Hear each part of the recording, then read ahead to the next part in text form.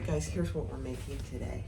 This is the Teddy Mommy and Me diaper backpack. It's so cute. Zipper pocket. Inside here is some elastic bottle holders. Pocket. On the back you have a huge zipper pocket. You have an adjustable backpack strap, 2 handles. You have a wire frame on top that when you open the backpack, look, it just stays open.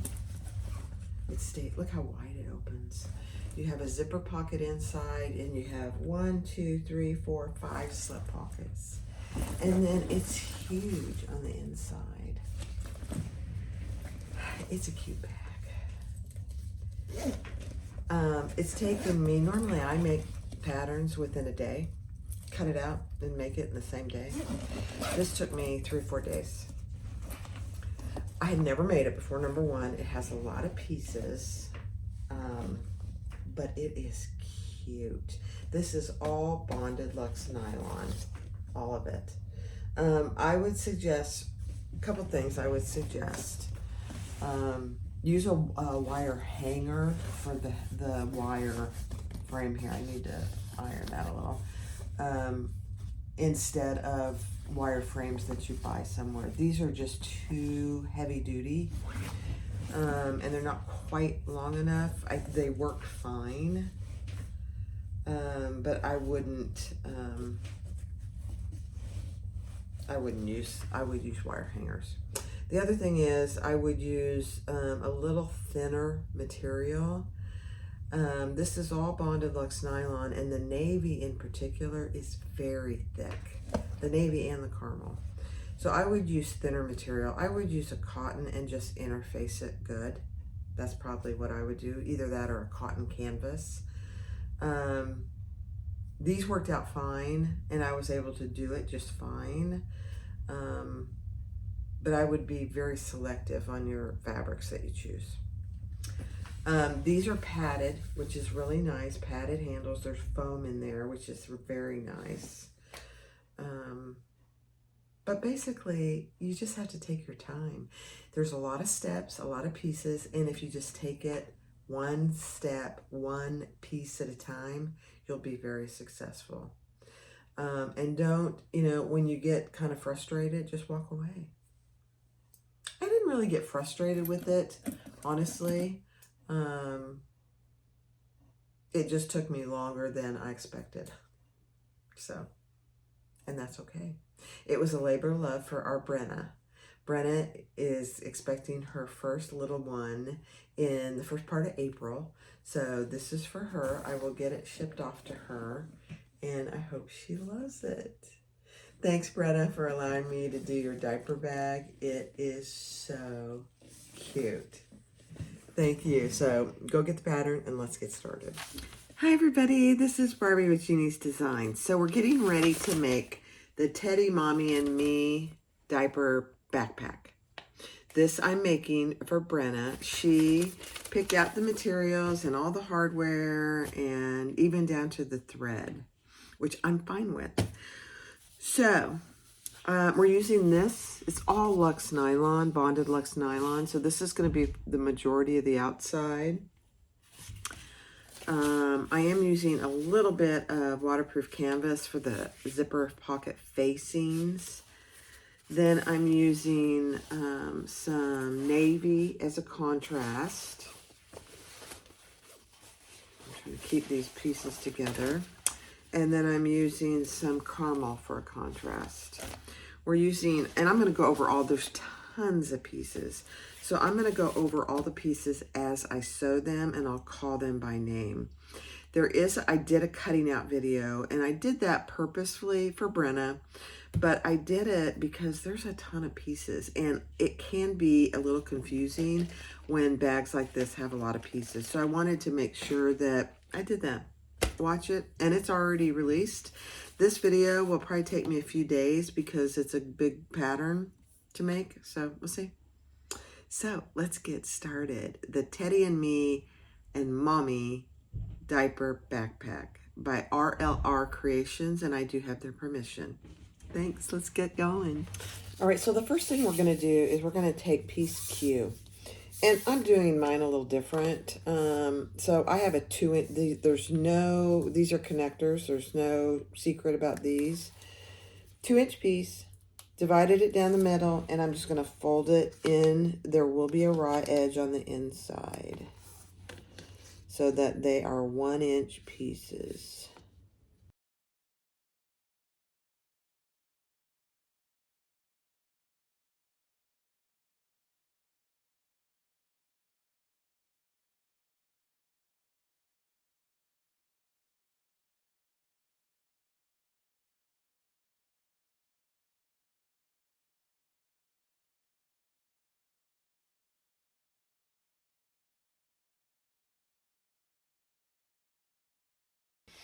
All right, so I have 4 D-ring connectors.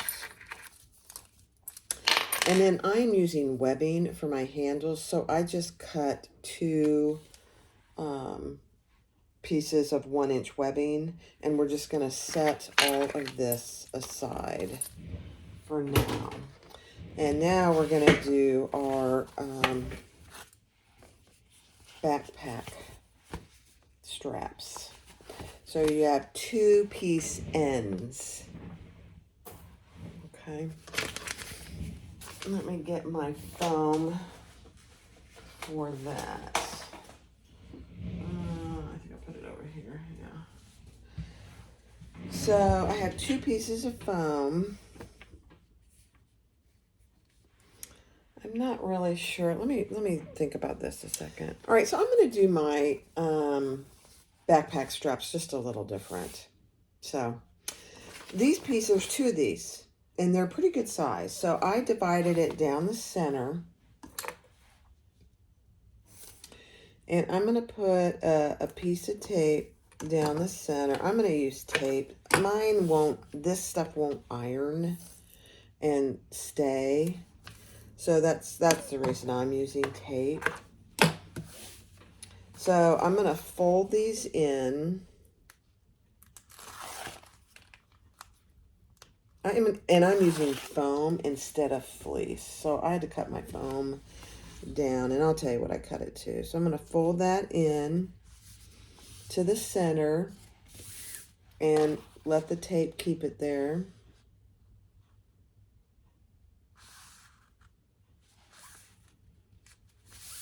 I'm kind of doing this as I go. And then I have a piece of foam. Yeah. That I'm going to put on one side. And I cut my foam to the length by 1 3/4 inches. It may not be thin enough. We'll see. We'll see. And I'm laying that right in the center, about 1/2 inch from each side. Yeah, that's how I want to do it. But now I need another piece of tape here.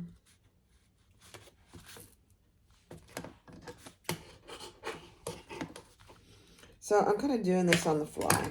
This is how I prefer to do it. We'll see. I prefer backpack straps with foam in them. And now I'm folding that to the center. And now we're going to fold this together. Yeah. And I'm going to put some tape down the center so it'll stay.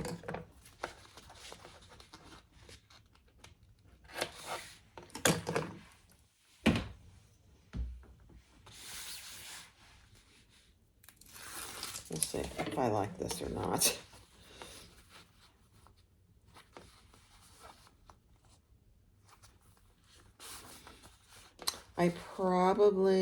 I'm going to do the other one just like this, but if I were you, I'd cut your foam a little bit, like 1 5/8. And the reason for that, it's, I'm using Bosal foam, which is pretty thick. So it's making it,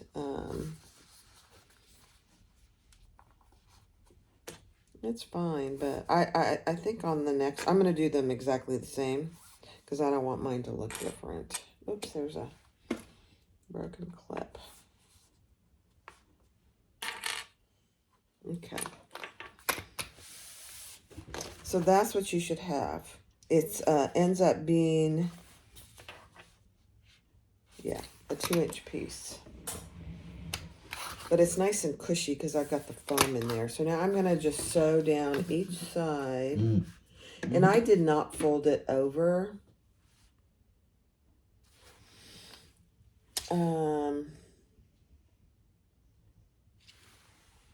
Yeah.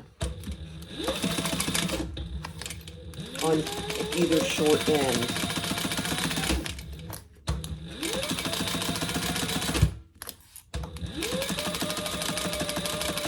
I don't think it needs it, but I could be really wrong there. We'll see.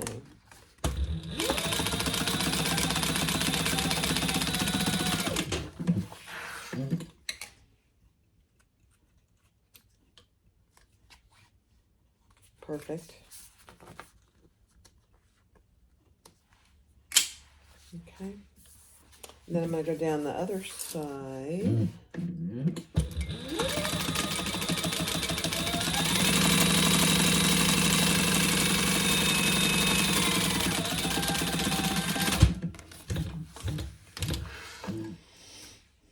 And then it does tell you go down the center, which I will do. I just need to mark it.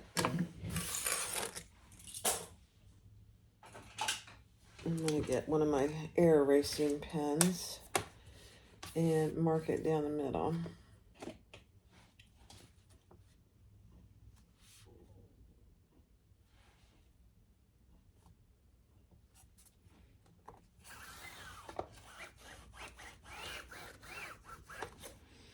And then I'm going to stitch down the center.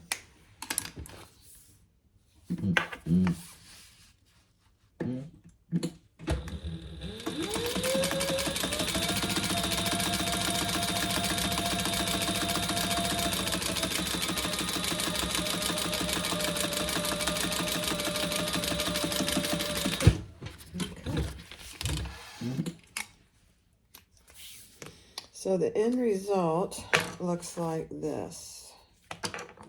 I like it. So it looks like that. I don't know if you can see how cushy that is? That's going to be really nice. So that's the back side, and this is going to be the front side. All right, so take 2 of your pieces, and this is piece M, I believe. Yeah, piece M.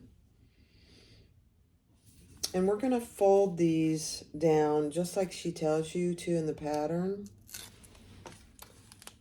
Mark a line and fold it down.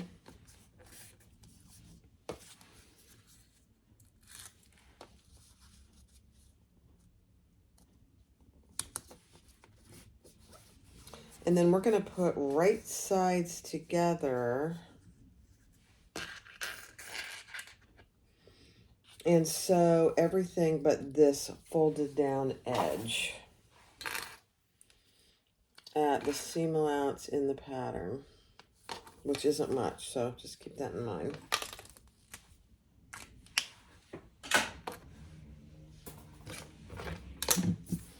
And I'm going to decrease my stitch length just a little to 3.5.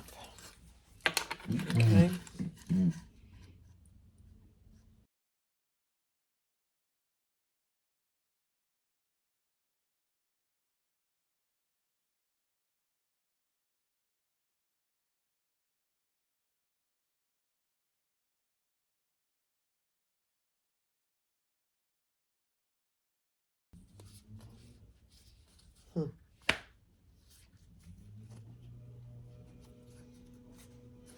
All right, so you have that, and then you're supposed to, on your webbing, mark down and create a point there so you can get that piece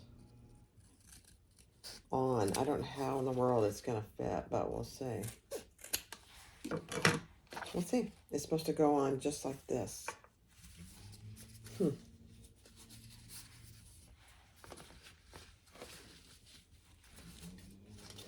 And maybe it is. I don't know. I'm going to trim these seams just a little too. A little bulky right there.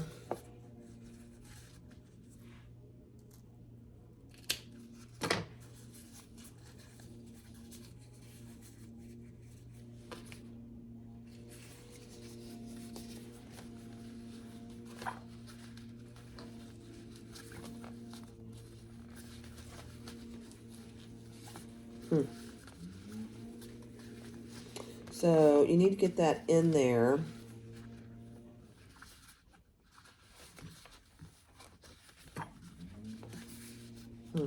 I don't think I like it.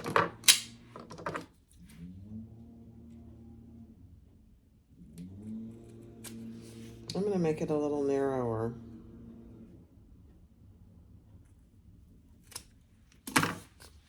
I don't know.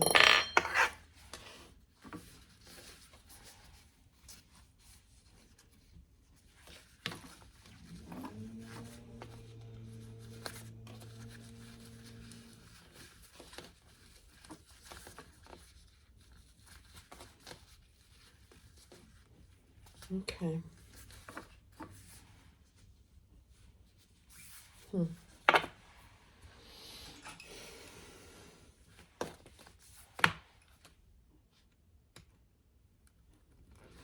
I don't like those raw edges poking through, so I'm just trying to poke those in there.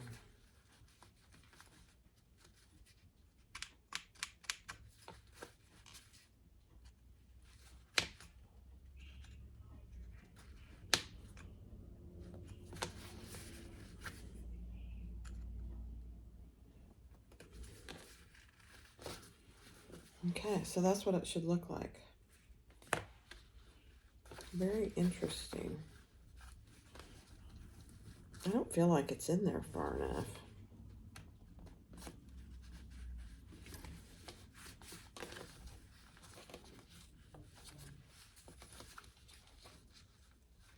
Okay, maybe that is.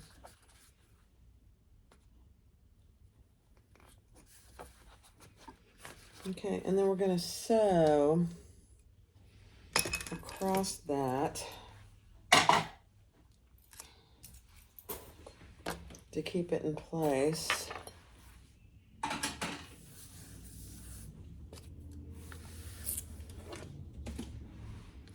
Just along that straight edge.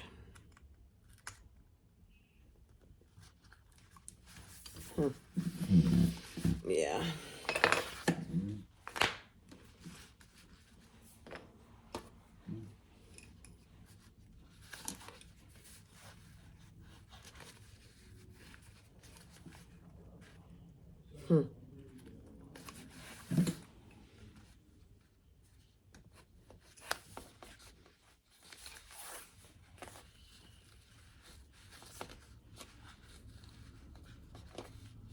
I'm just poking it in further.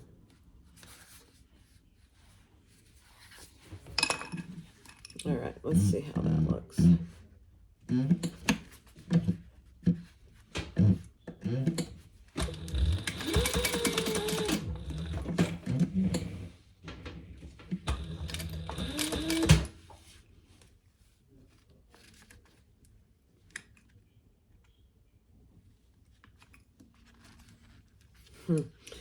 Yeah, oof.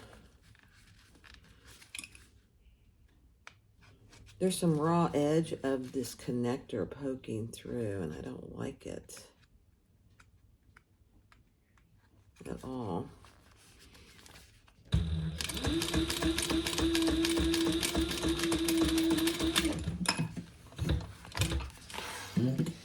All right, let's see how it looks.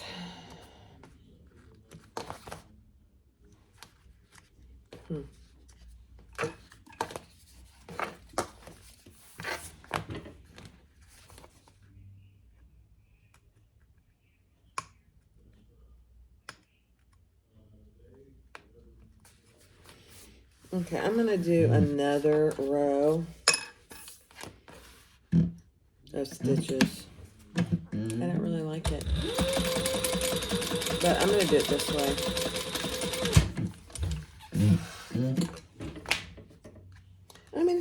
horrible. I just, it doesn't fit well without quite a bit of finagling. So that's what you have.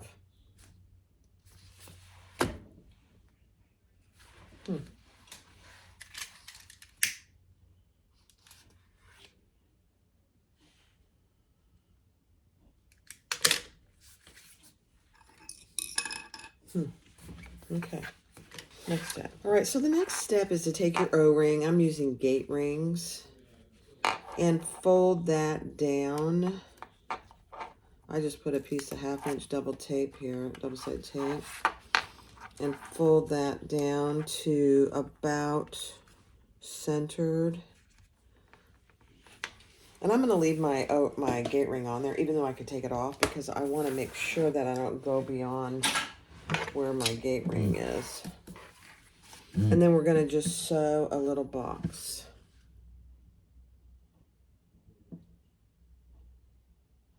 Sorry, just looking. You know me in boxes.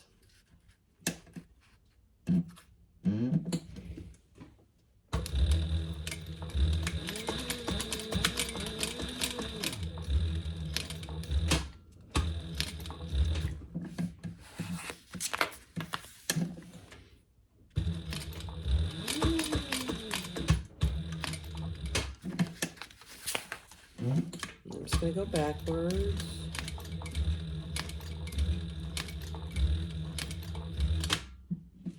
And then I'm going to go backwards here.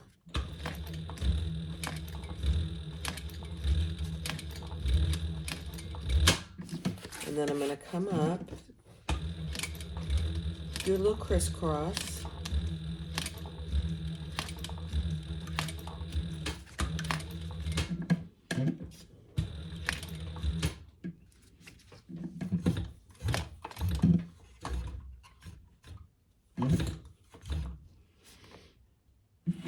And then I'm going to go back again across my previous stitches, which is never a bad thing.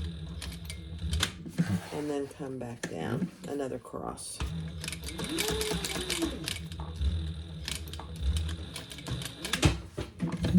Yeah. If I make this bag again, this is fine and it looks fine. I would do something different here.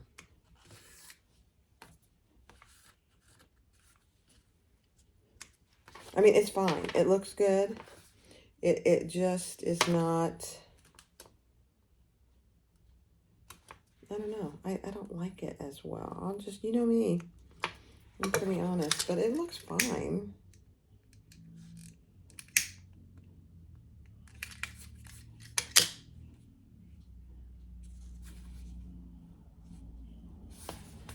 So there you go. There's your ring on there. Okay. All right, next step. All right, take your O strap-in connectors and one of your strap webbing pieces, which is piece Y. These are piece O.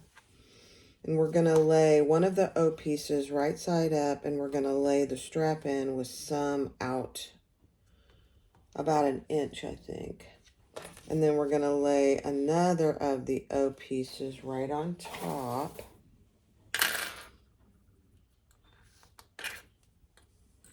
And I'm going to clip those together.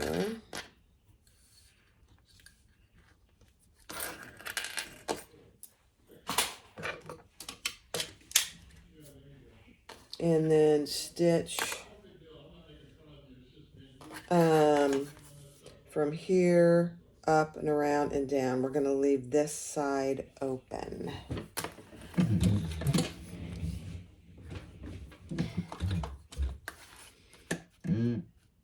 At the seam allowance in the pattern. Back stitch good.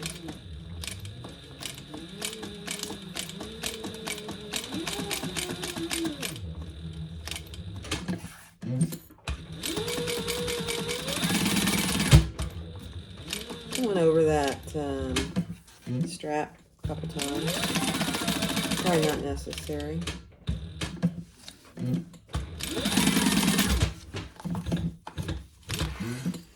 Okay. You know, it's funny because when you make things that have older patterns don't use the new techniques.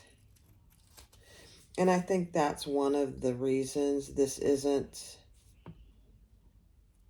using some of the new techniques. I think it's fine. I just clipped all my corners there, and now we're going to just pull that through.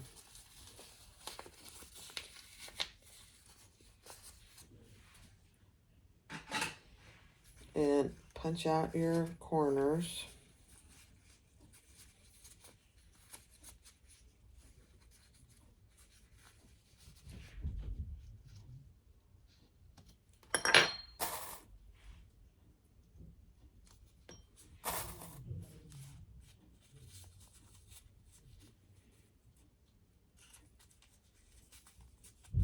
So it should look something like that.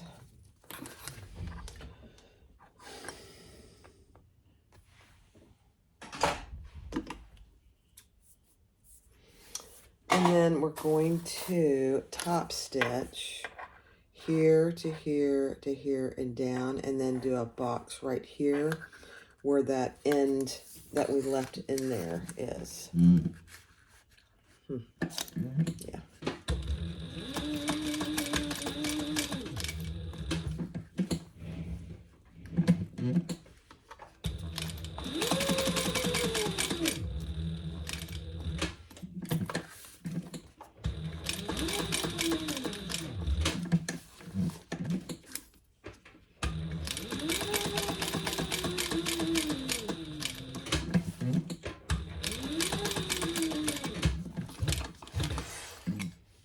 Okay.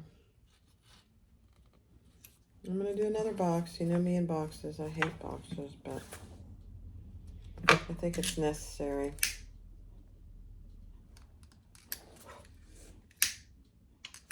I'm going to draw it before I do it. Maybe that will help me.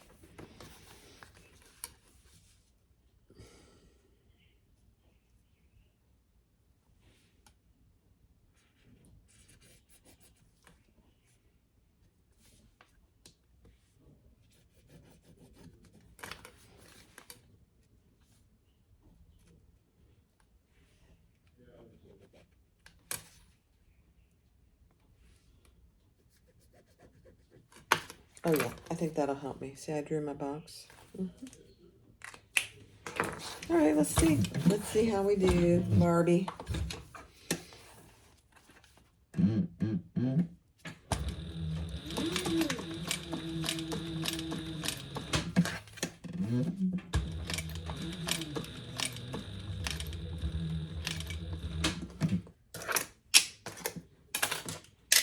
guys, I got too many things here.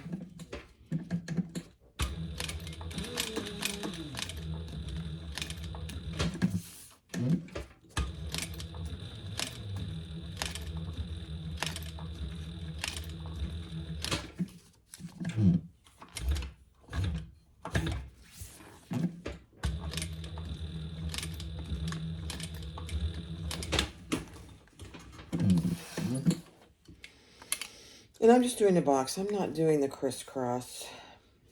You could. Okay, so I just did a box. That really looks pretty good.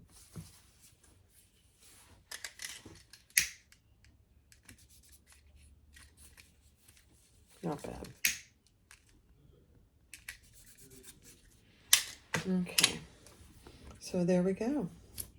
Next down. All right, so we're going to repeat those in those two pieces entirely, and I'll do it on fast forward. So this is piece N. Let's take some tape.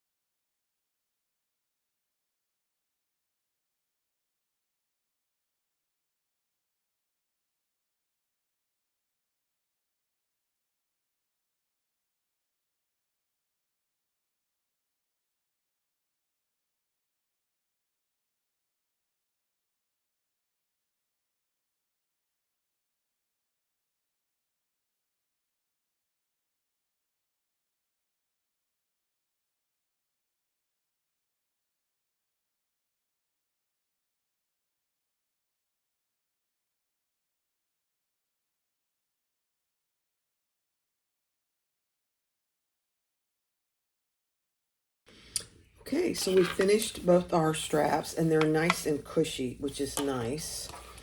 And then we have the two with the webbing.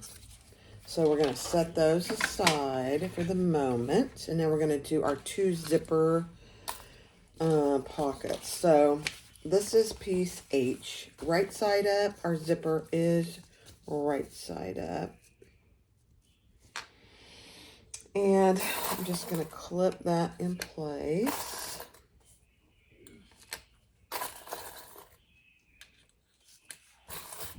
We're going to do these two zipper pockets exactly the same. So I'm going to baste them in place.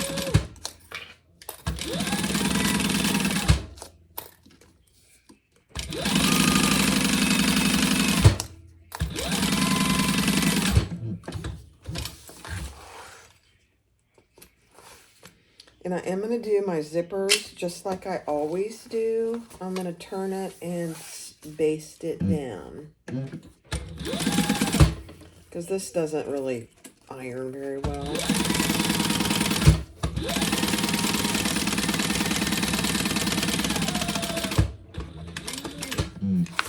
And even if it did, I would probably just do this anyway.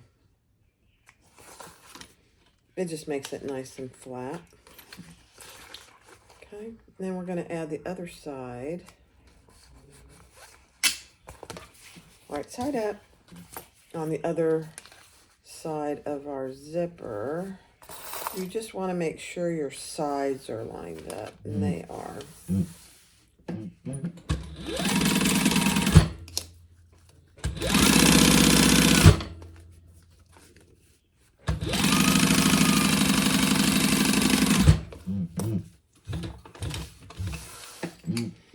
Then we're going to turn that and baste that flat.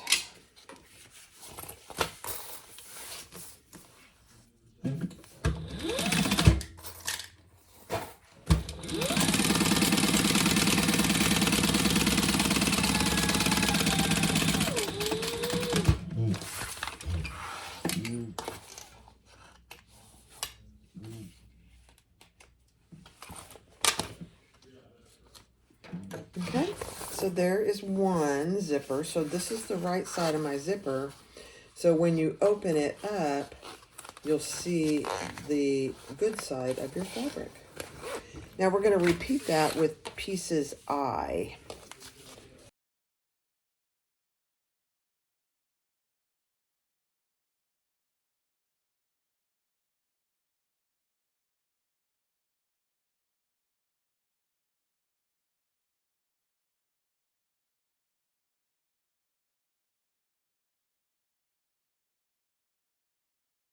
All right, so take one of your exterior piece A's and mark exactly how she tells you to in the pattern for your zipper facing. So I did my centers on the top and the bottom, and then on my G piece, so this is piece A, this is G, and I marked where my zipper pocket's going to go, and I'm just going to stitch around my zipper pocket.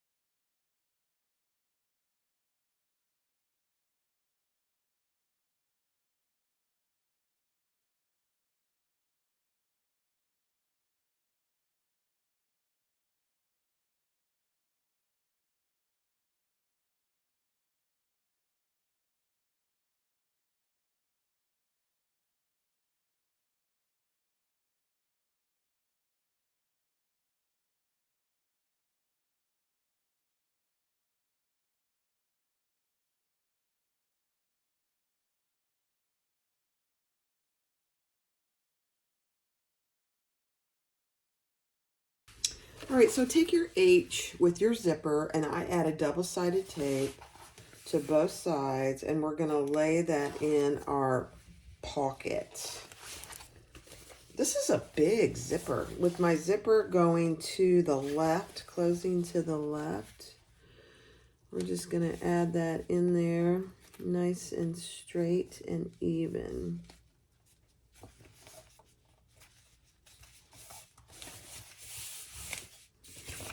take the paper off the bottom. I'm not really sure. You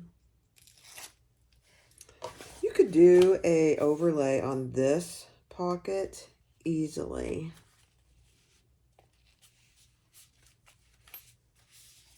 Okay, now we're going to stitch all the way around that pocket. The zipper lining pieces are open flat. And I am going to pull these threads to the back.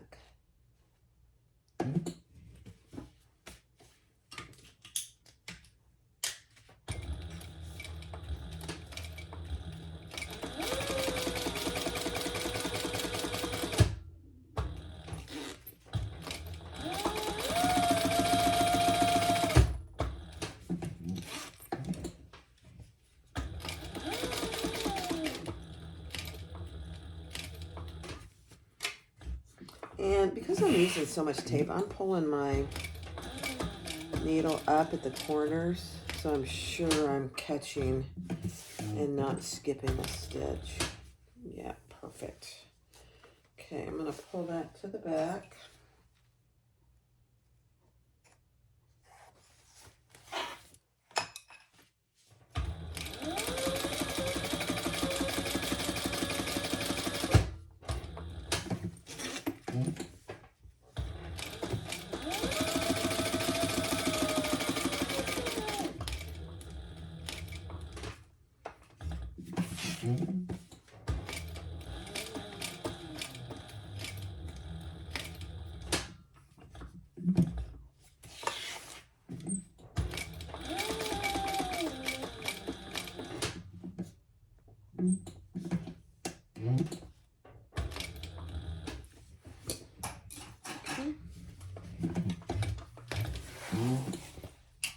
Hold your threads and pull that one to the back and tie it off.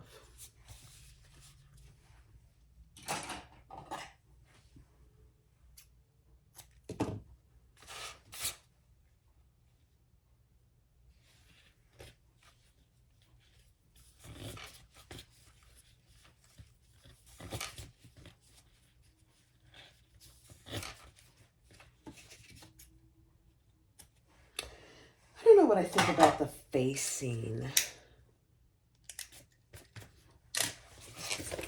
Yeah.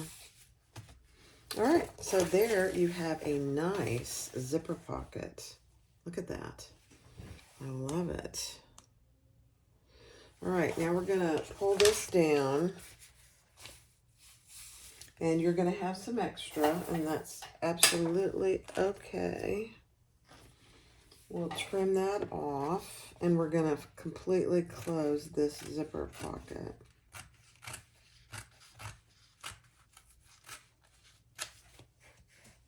Okay. Just like any other pocket, we're gonna lay it right side up and close all the way around.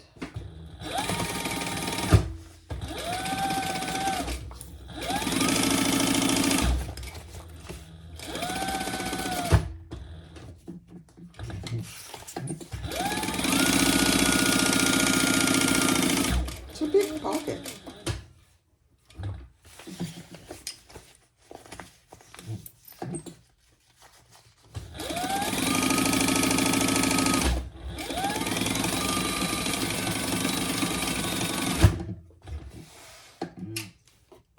And then I'll trim my excess zipper tape and burn my threads.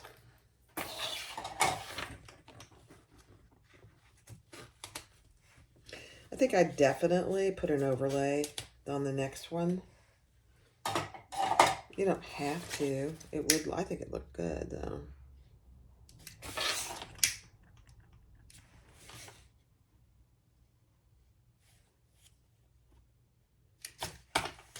Okay, there's your zipper pocket. Look how cute that looks with that pretty caramel in there. Next. All right, so we're going to repeat that on one of our interior back lining piece A. And this time I'm going to do a zipper overlay. It's just a black piece of cork. And I think it's going to look good. So you could easily do this on the front. I didn't measure my center. Let me see if I can get it on there right. That looks pretty good.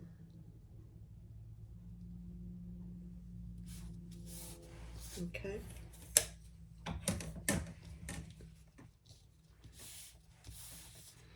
So let me make sure I'm centered. Yeah. Oh my. I did. I centered it. How about that? So we're going to stitch around the outside.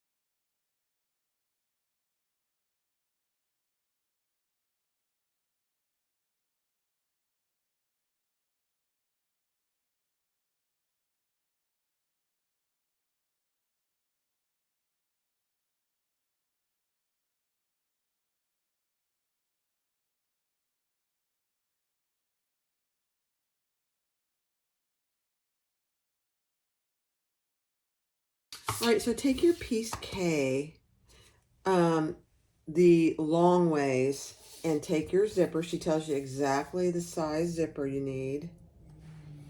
And we're going to attach that. Both pieces are right side up. Okay. And the zipper is closing towards the left. And we're going to baste that on just like we did all the other zipper pockets.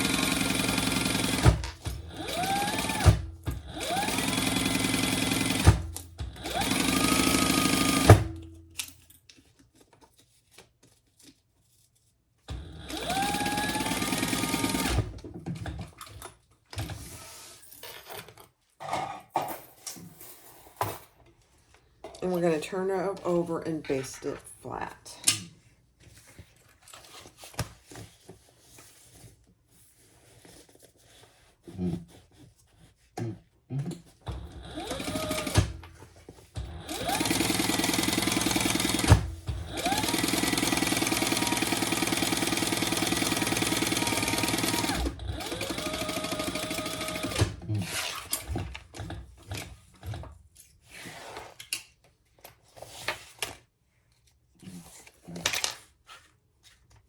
Okay. Now this time you have a larger zipper pocket lining piece, and piece L is the shorter one. So I'm doing it right this time. And now we're just going to match up the sides and the raw edge.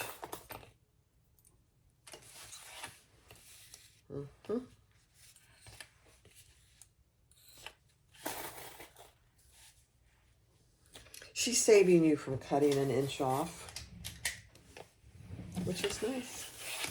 Now we're just going to repeat that.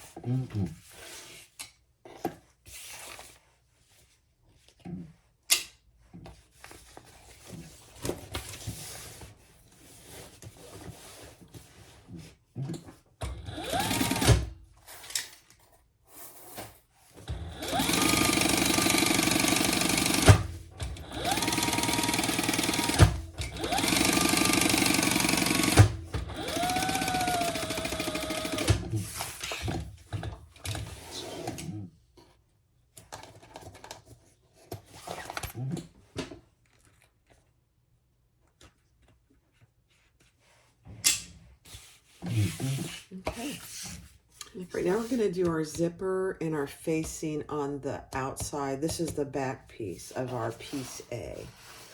So these curved edges are the bottom. So just keep that in mind, I believe.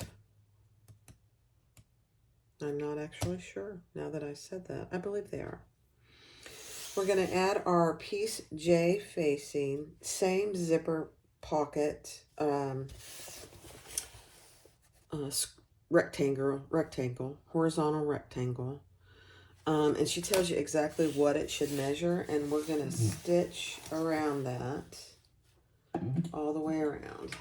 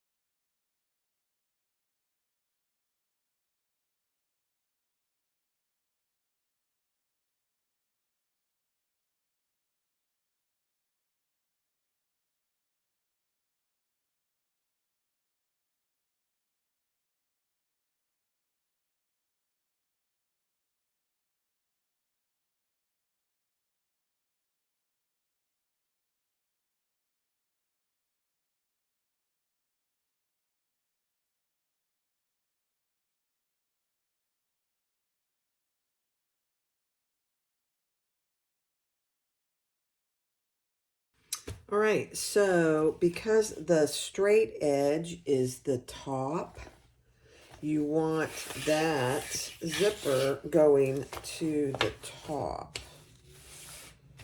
Let me just make sure I'm doing that right.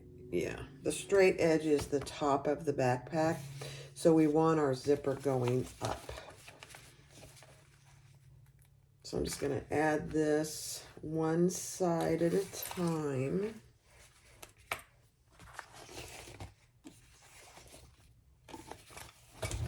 I have to stand up to get it on there good.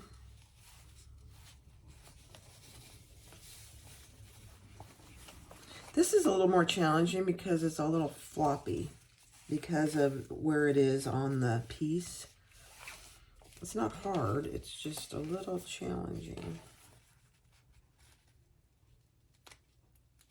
This side is floppy of the front piece.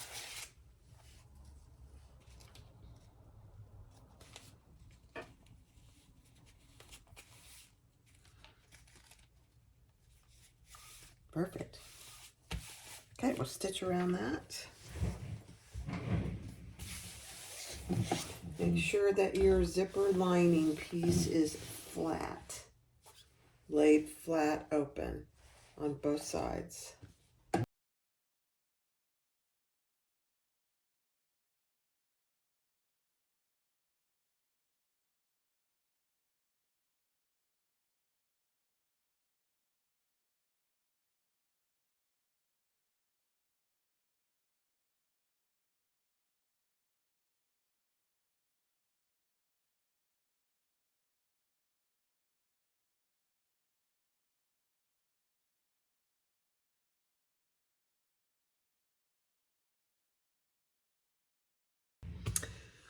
Okay, guys, this bag is one of the longest bags that I've made in a long time. It is living up to all the pieces. Look at my hair. That's how frazzled I am. It's not hard. It is not a hard bag to make. It's just a lot of pieces, a lot of steps, and I think the end result is going to be absolutely gorgeous. So the next step is to attach the foam or your fleece or whatever you decide to put on. So this is how I'm doing it. So this is the back piece, and I cut out a hole to pull the zipper through, the zipper pocket through, and I'm going to attach that with either going to use basting spray or tape. I haven't quite decided. And the same for this pocket. You make a hole to pull your zipper pocket through. So I'm gonna, I haven't decided I don't, this bonded nylon doesn't really attach well. I'm going to try to do some basting spray. I have some pretty heavy duty basting spray. So we'll see if it'll stick. I'm going to do a little test. So I'll come back and let you know. But look at me. I look like a mad scientist today. I had to do a little infomercial there. All right. Okay, I use this Super 7 spray adhesive, and it works beautifully. Look at that. It is perfect. Now, make sure that you spray it on parchment paper. I sprayed it on my table over there, and it got my table all sticky. But I just used some Goo Gone, and it came right up. But look at that. That's the back. Now on this short side, I did use some tape, and I'm going to use another piece of tape here to keep my facing flat, just because to spray this small little side is a little bit of a challenge. So I just use a piece of 1/2 inch double-sided tape right here. So I'm putting another one just to keep my facing flat.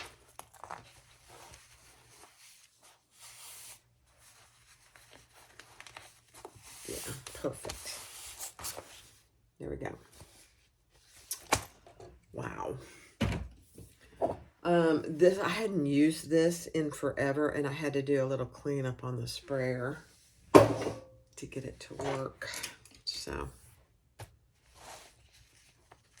okay.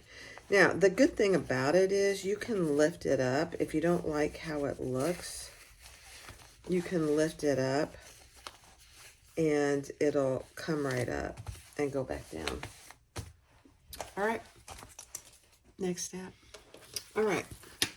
So I am going to do the Insel Bright. I decided to. Take your piece C, lay it right side up, and we're going to add that Insel Bright right on top. Now this Insel Bright, it doesn't matter which is right, the top or the wrong side. And we're going to sew this together at the seam allowance in the pattern.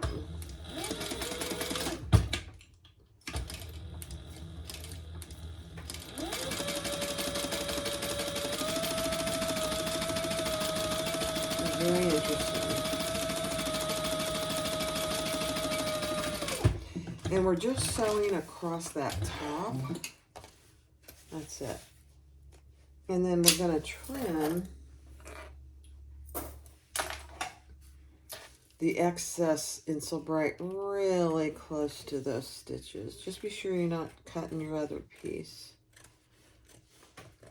So I'm leaving, there's probably about an 1/8 inch that I'm leaving that I can't get to. Be very careful. Okay, so that's what you have. Now we're going to turn this right side out. This is very interesting.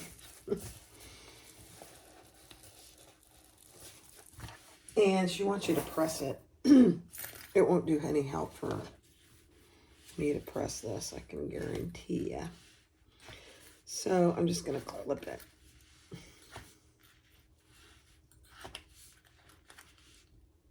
Just like that.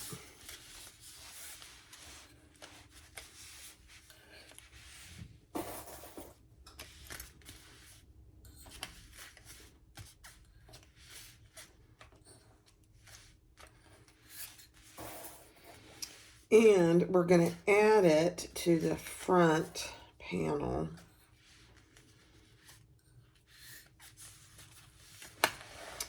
That has the horizontal zipper pocket. And we're going to pull your zipper pocket on this piece up and out of the way. And we're going to lay this with the matching the sides. Man, this is such an interesting pattern. and clip it on, and we're going to baste it all the way around, I believe.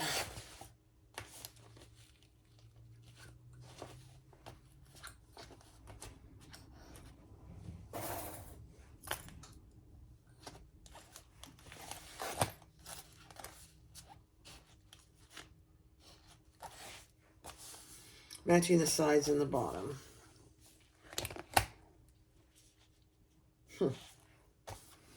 Okay.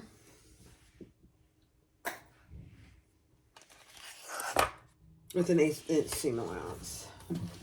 I'm going to have to probably do another bobbin. But I'll wait. Okay, I think I forgot to mention that I put my tag up here. And then on one of the lining pieces, I put "It's a Beautiful Thing." Okay. All right, next step. All right, so we're setting that front piece aside for now. And we're going to create the bottle holder pocket. This is a large piece, piece F. We're going to sew all the way around, except we're leaving a pretty good sized turning hole.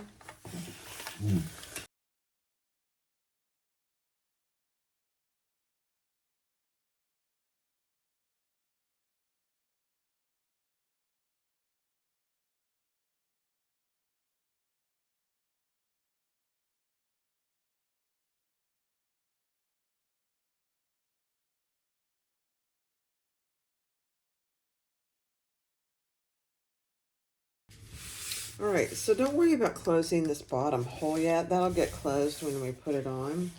But now we're going to just do 2 rows of top stitching. Just like she tells us here in the pattern.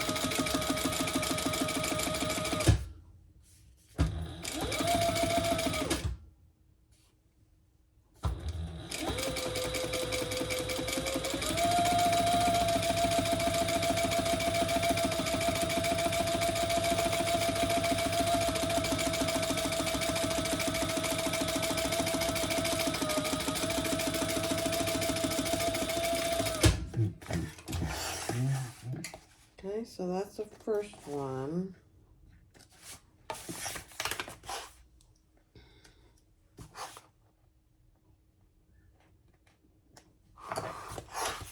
And then we'll do the second one, which I need to measure because she's pretty specific about where it is, which is interesting. Okay, yep. I know exactly where it goes, right there.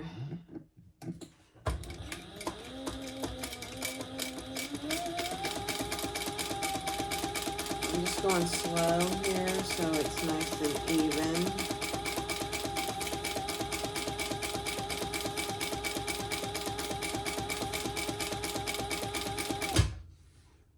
Very interesting.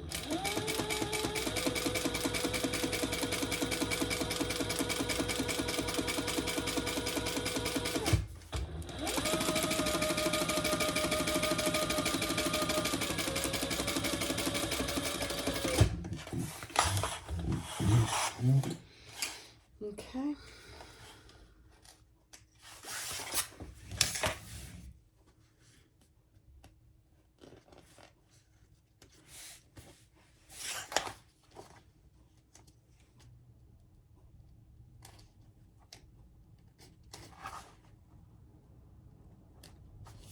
Just trying to get that little tail.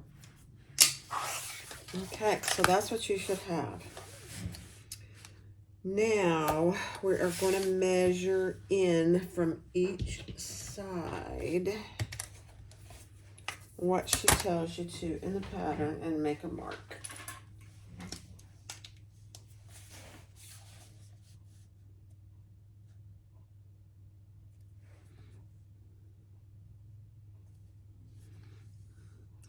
Just trying to make sure they're pretty straight.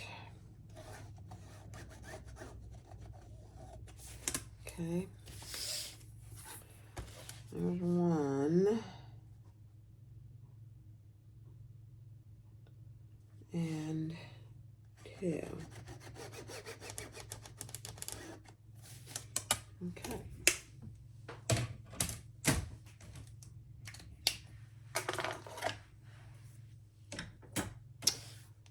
All right. Not doing anything with those lines yet. I'm just looking for my hole here. Okay. Now, I gotta go get some elastics. Okay, I don't have what the width of elastic she has in the pattern, but I have close. So I'm just going to use what I have. It'll be fine. And so you're cutting open between your 2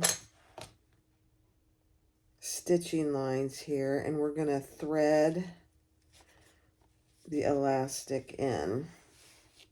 It'll take a little maneuvering. I didn't want to cut a really big hole. So just to get it started, it'll take a hot minute.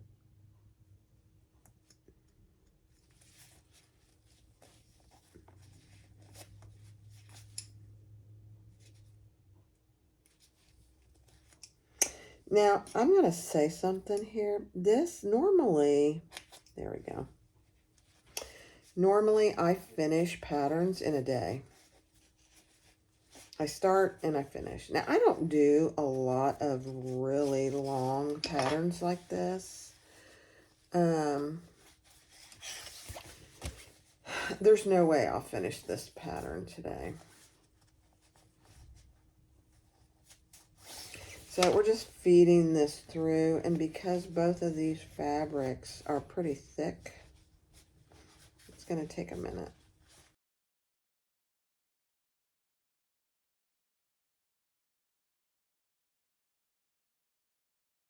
All right, so I've got the elastic all the way through, and she said stitch down this side so we can remove the elastic. I mean the pin from the elastic.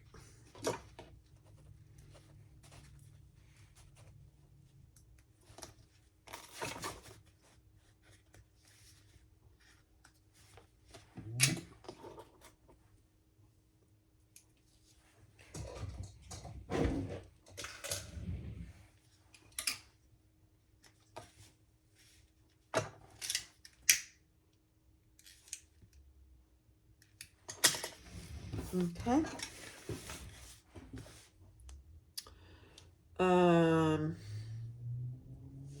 So this end we're not going to stitch down yet. Now, take your exterior front panel.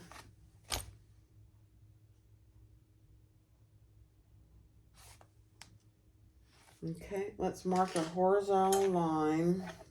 This is very interesting. Up from the bottom. I need to trim this up a little bit first, though.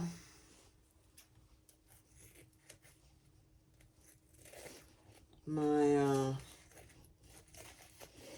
not much actually, just the corners here. Okay. An inch up. Oops, I said the word, inch up. Oh, that didn't even mark.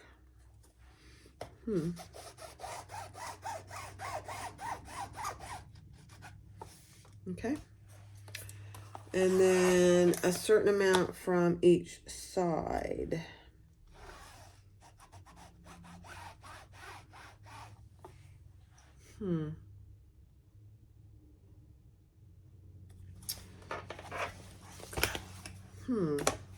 This must be on the outside, this pocket. I didn't think I realized that.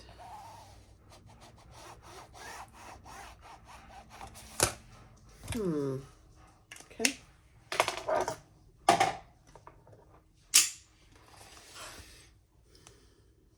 All right.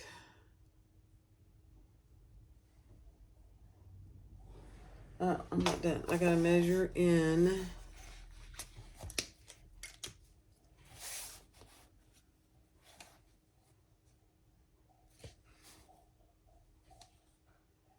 Let me do this. Hold on.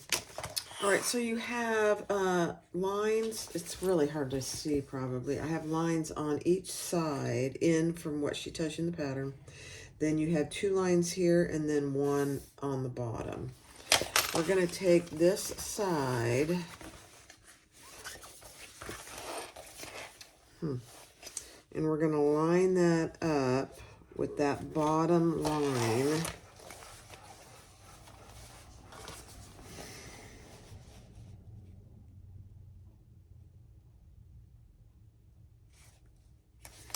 And I think I'm going to start over here,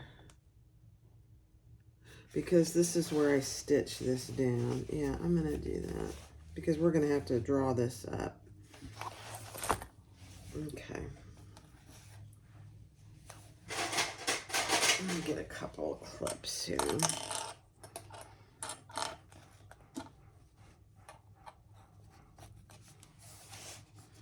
And then we're going to stitch down this one side. Interesting.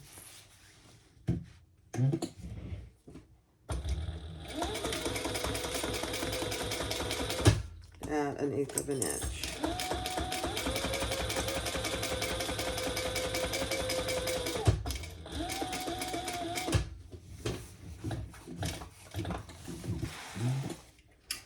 Okay.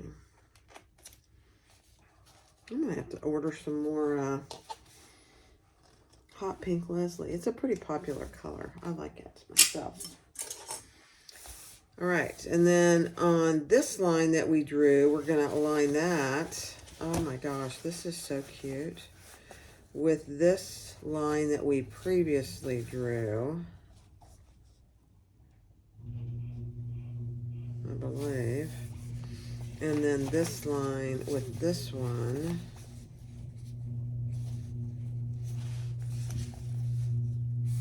And then this one over here. Oh my. Okay. All right, so I'm gonna stitch up to my elastic on this side, just so it stays where I want it. I'm not gonna stitch past my elastic. Not yet.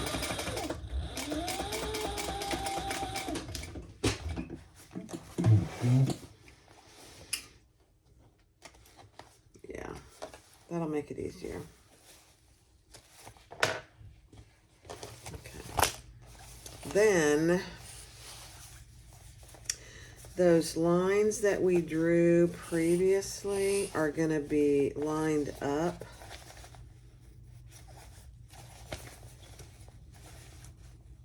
And we're going to stitch down those.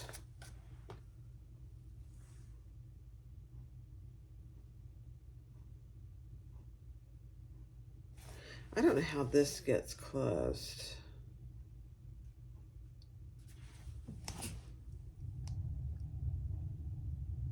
Oh.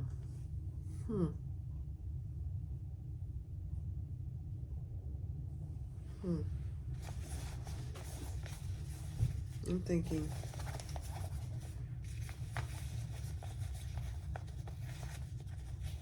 All right, I'm going to stitch these sides, these lines as well, before I do anything on the bottoms.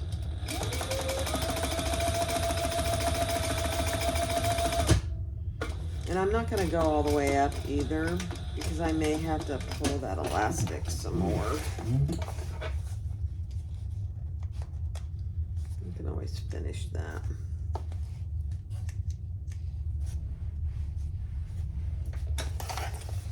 And then same thing with this line. I'm going to come up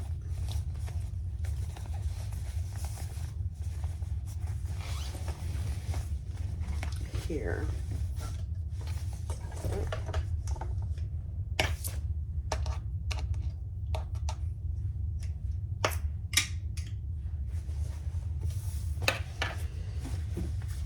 with this line.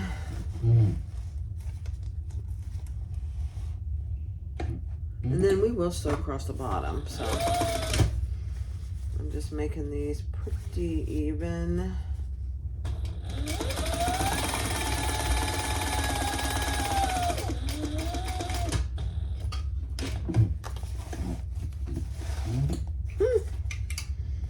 Very unique.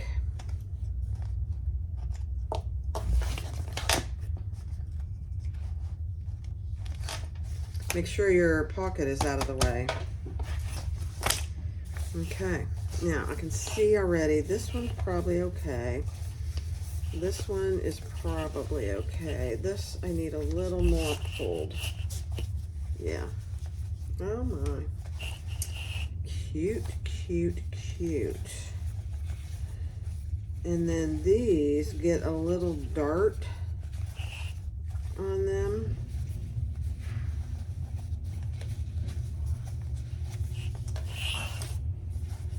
Not a dart, really, just folded.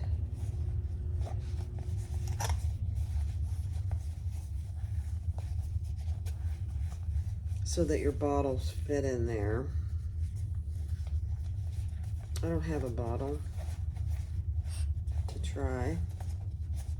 I think that'll work just like that. And then your bottle fits in there. Oh my goodness, that is so cute. Okay, let me clip these.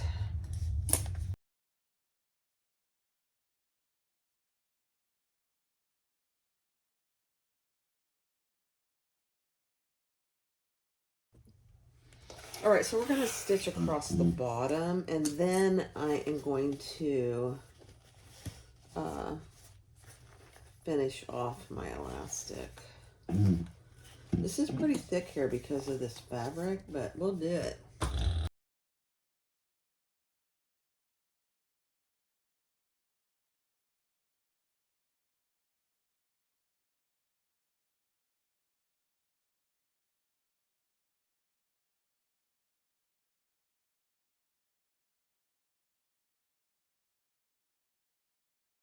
I'm going to go across that one more time. Nobody will ever be able to see it because it kind of missed. Right there. I'm just going to go all the way across.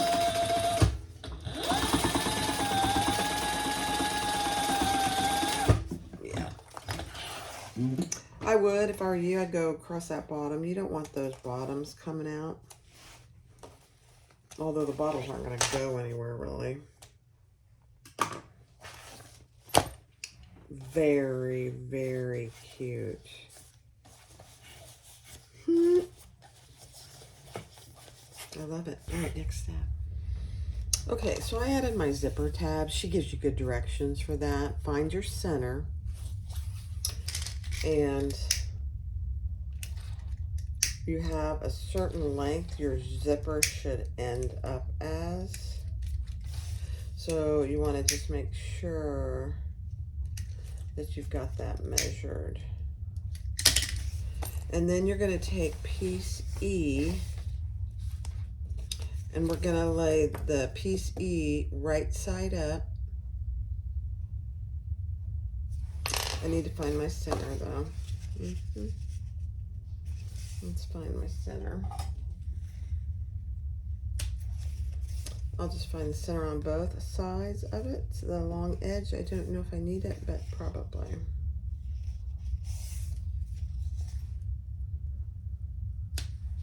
Okay, right side up, and our zipper, let's see, I'm just looking at my direction. So it's going to end up like this, which is how I want. If you have a directional fabric, just pay attention to that because it does make a difference.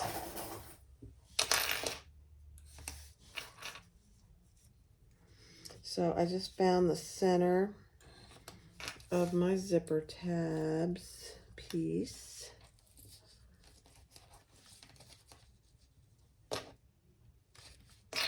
Okay.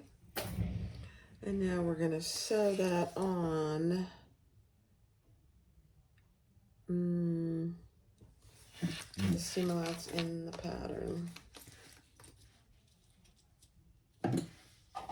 And this is, I need to trim this.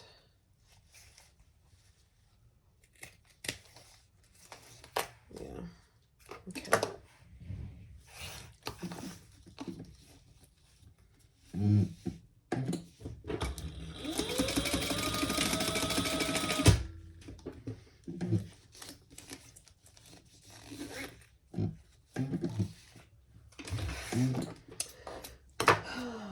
She went off kilter just a little.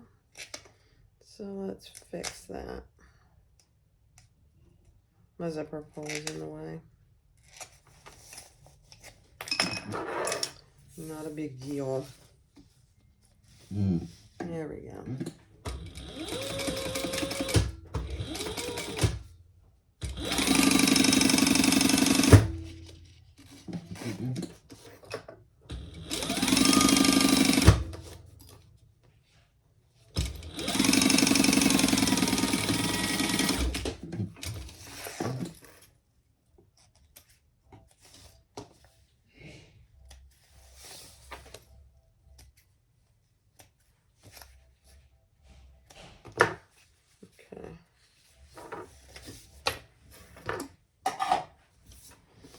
All right, so that's what you should have. Now we're going to fold that down, I believe, and top stitch. Yep.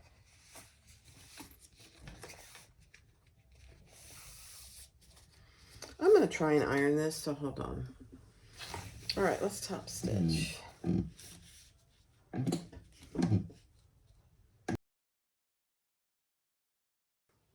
Cute. Very cute.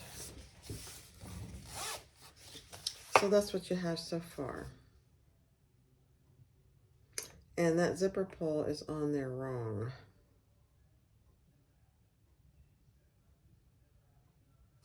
Let me think about it.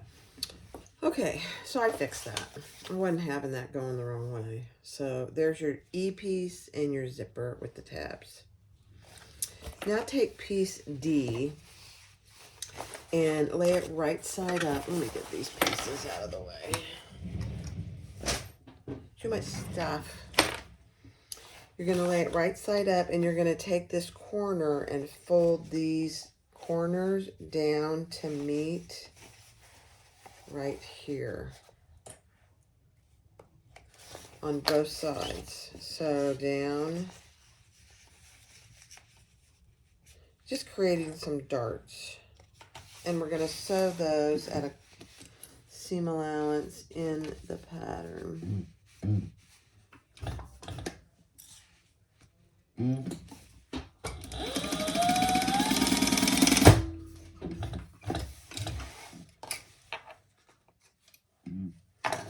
there's 4 of them.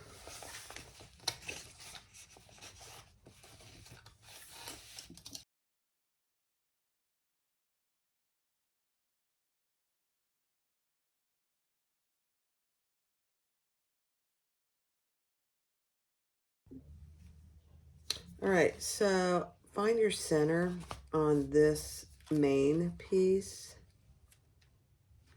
And I'm going to add some double-sided tape. We're going to clip it too, but this will help. Okay. Take the tape off.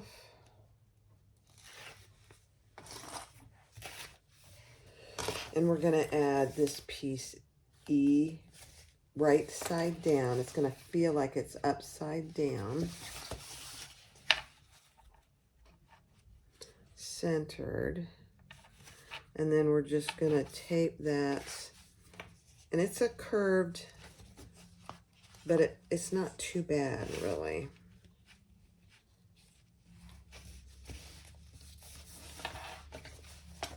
And then we're going to repeat that going this other way. However, my zipper pull giving me fits. Oh my goodness. That's what I don't like about 1/8 inch. It doesn't stay. That's okay. Let's use some 1/4.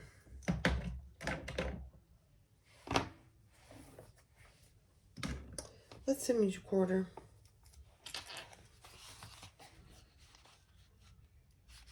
It'll make things gooey, but that's okay.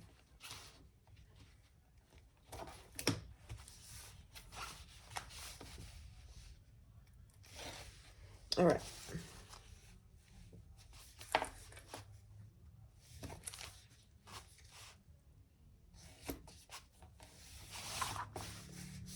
All right, now let's put another piece of tape here because we're gonna add our lining piece on top.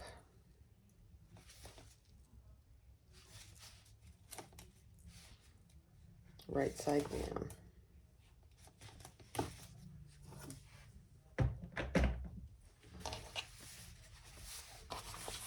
All right.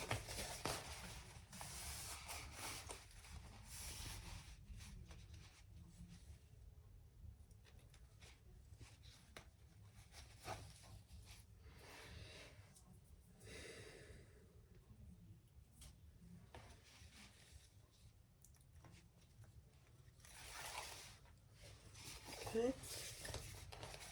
Right side down, matching your centers, and then just go along and tape it down. Oh my goodness gracious. My fingers are getting stuck in my tape. Wow.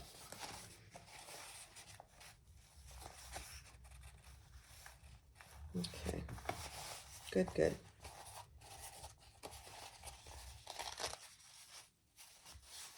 It's very sticky, which is a good thing. Unless it's sticking to my fingers. All right. Now we're going to sew that together at the seam allowance in the pattern.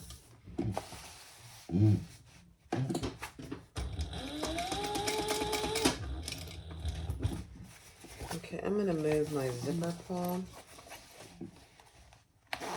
out of the way. There we go.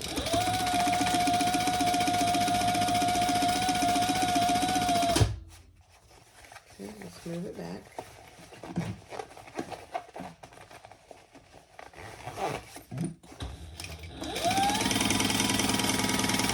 A very gentle curve.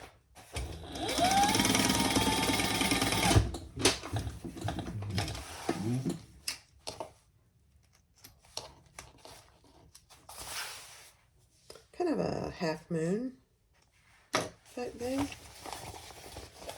Cute.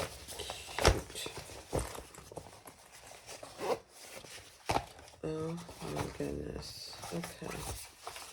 So let's get this all pushed together. And we're going to top stitch on the front here. On the bottom. You just want to make sure that your lining is pulled down nicely. And we'll just take our time to grab that and pull.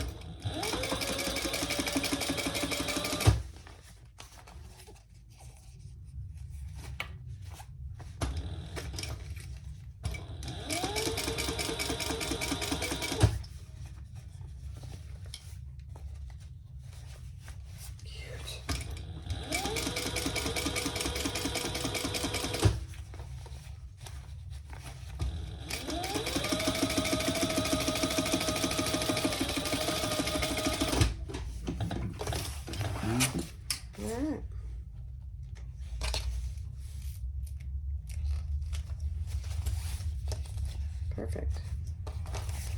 This is so cute. It's going to be so cute. It's just very time consuming. There is your front pocket. Isn't that cute? What? Next step. All right, so on my E piece, which is this top piece, I folded it down 1/4 of an inch. Some people are leaving it raw. I don't want to do that. And then I'm going to add a piece of tape to the top of that insulated pocket.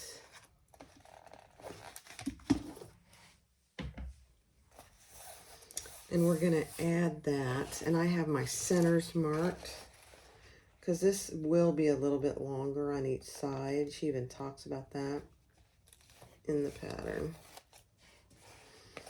So I'm going to add this here. And then we're going to top stitch that in place.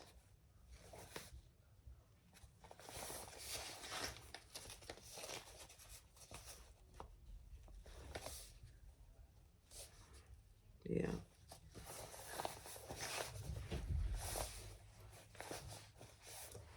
Now make sure your pocket is up and out of the way so you don't sew through that. So now we're going to just top stitch that.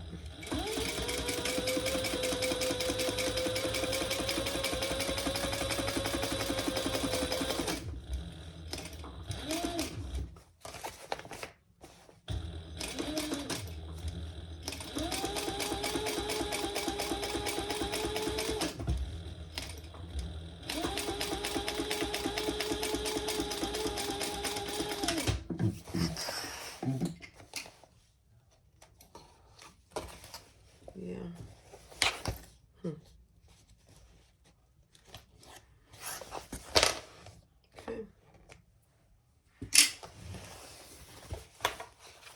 So that's what that looks like. Very interesting, actually.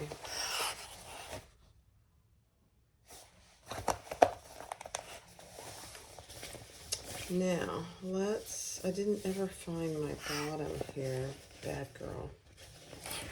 So let's find the bottom center.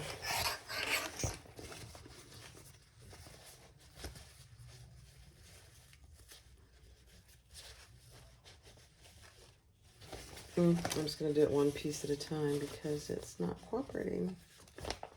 It's okay. This bag, guys, if you make it, just take your time.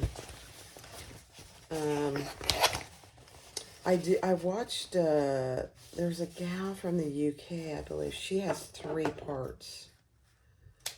And I thought to myself, why in the world would you need 3 parts? Now I get it. Huh. So I'm matching up my centers down here because there's a little poof here, and that's okay. They're supposed to be.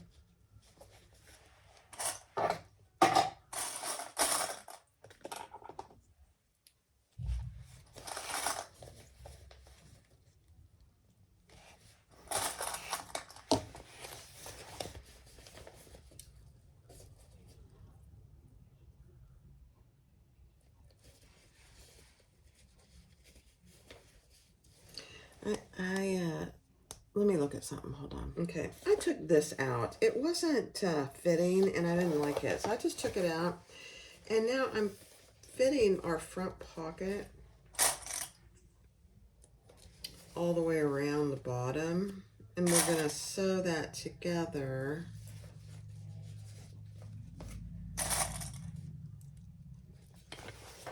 Because this piece needs to fit, and it was getting really bulky. It didn't look good. It looked terrible, actually. Yeah, now that looks better. So I think what I was supposed to do is fold this down by an inch. So let's fix that. So measure down and fold it by 1/2 inch. So I think what I'm going to do is just do this. Huh. How about that? Yeah, better.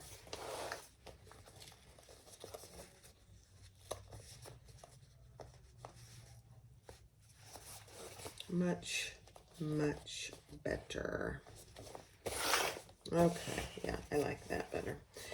All right, so now let's sew across this again.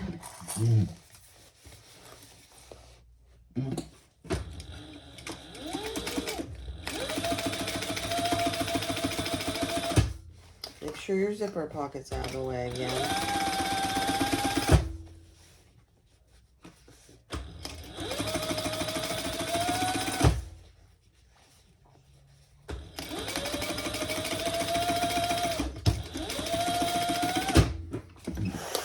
Okay, 100% better. You know, live and learn.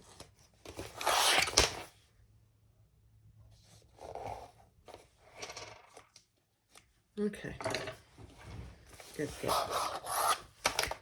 Now we're going to sew down the sides and base everything in place.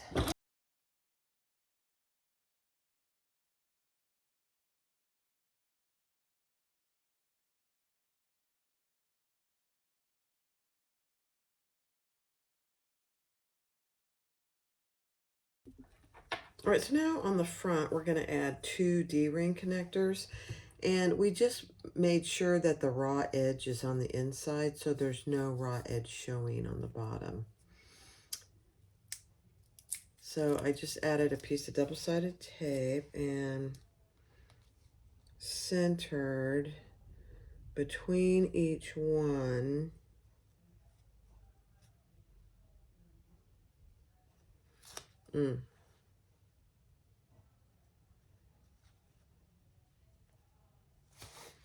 Okay.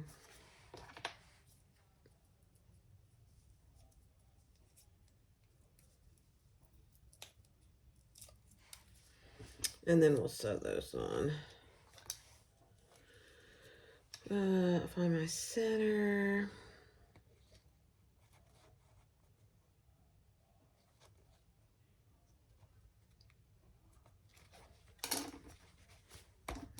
I just want to make sure they're the same distance from the top.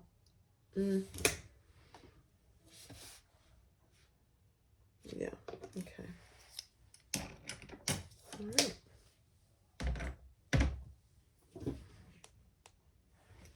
Let's sew those on.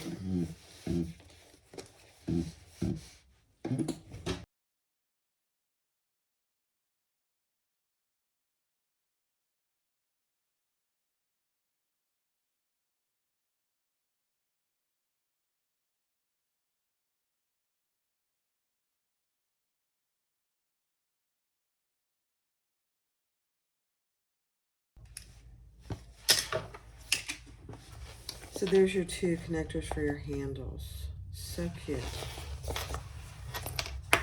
I didn't do too bad. Is it perfect? No. But it's not too bad.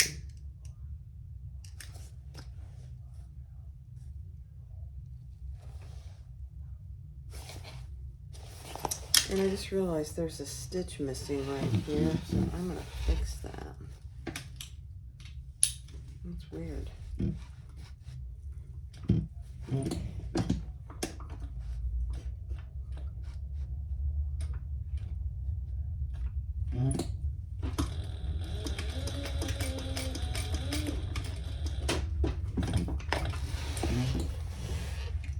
I'd rather have back stitching than a stitch missing completely. I'm not sure how that happened. Better. Okay. All right. Next step. All right, so on piece P, marking the pattern on all 4 sides, and we're going to fold the short ends over first.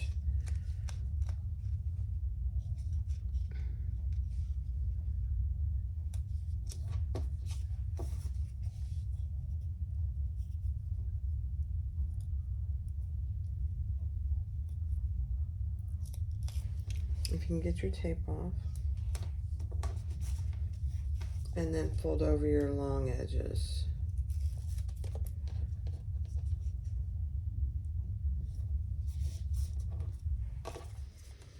This becomes a small piece.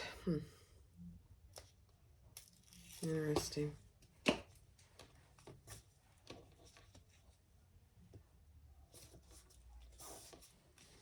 Okay, so that's what it becomes. I'm going to try and iron it. Hold on. All right, so mark your, on the back piece. Here's our strap covering piece. On the top of the back piece, mark your center and the end pieces, the ends.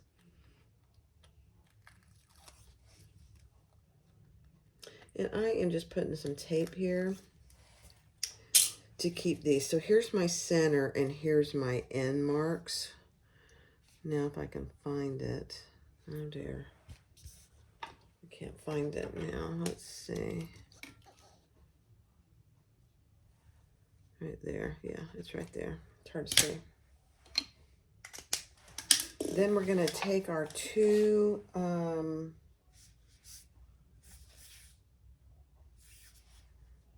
straps and center those up just 1/4 of an inch from that line. Just like that.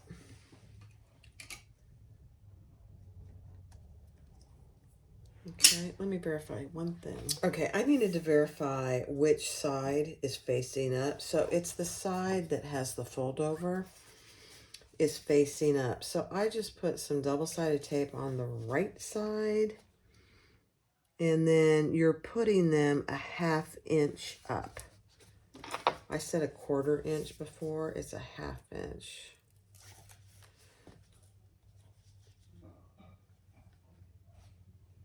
And they're just side by side, just like that. So the tabs where you folded it over your O-rings are showing. And now we're going to just do a box. I'm going to do a 1-inch box.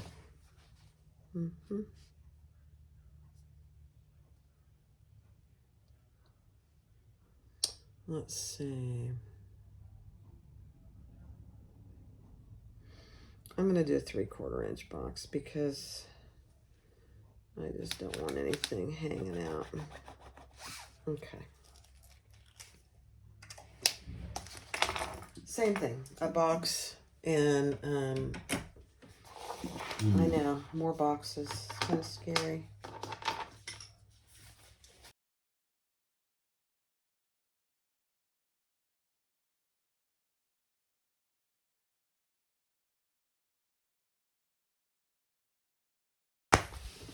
So that's what you should have, a big, long, rectangular box. Now, this piece covers all that.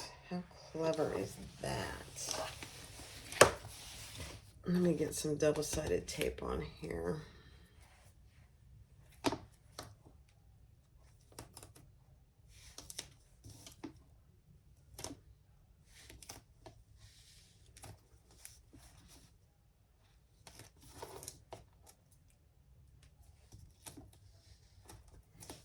Okay.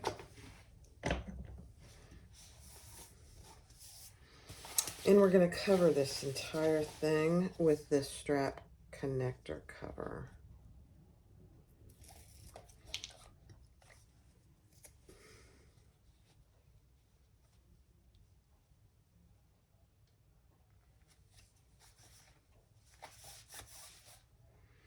Just want to make sure that it's nice and even on each side of your straps. And it's down to that line that you first created. Oh my goodness. And now we're just going to sew all the way around that.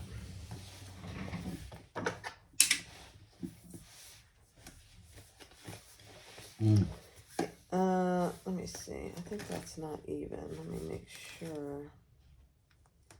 There we go.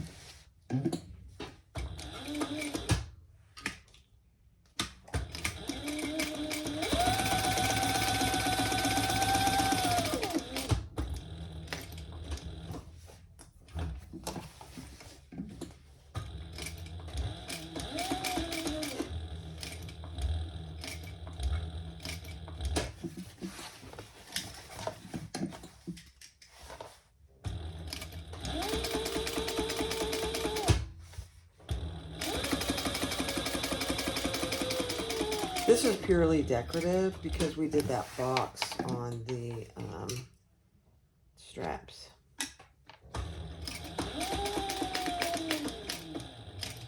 I mean, it helps reinforce everything, but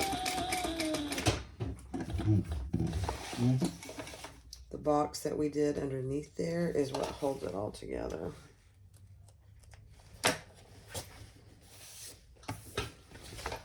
Oh my goodness, so there you have it. So you can't see where these straps are connected because that's a strap connector cover.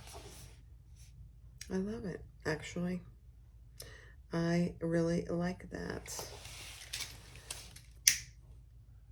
A lot of steps, but I think it's worth it. All right, next step. All right, so the last step to this part is putting our D-ring connectors on this back. So I'm just going to show you what I did. You're going to fold that down and then fold that up so there's no raw edge. It's very common. And then I'm going to put a piece of double-sided tape, 1/2 inch, right in the middle there. Okay, so on the front, there's no raw edge. I'm going to repeat that over here.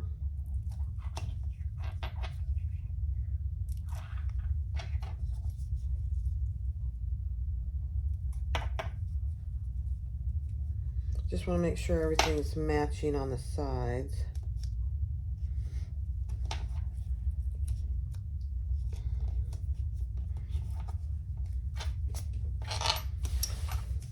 And then these, interestingly enough, get connected right here on each side.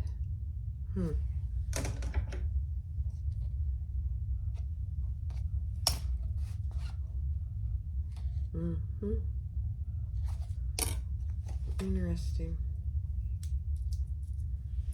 Okay. And then we'll do another box. The dreaded box.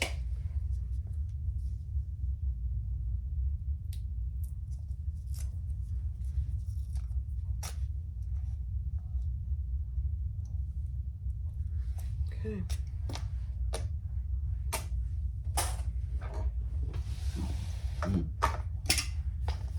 Well, challenge on this because of the straps are so bulky.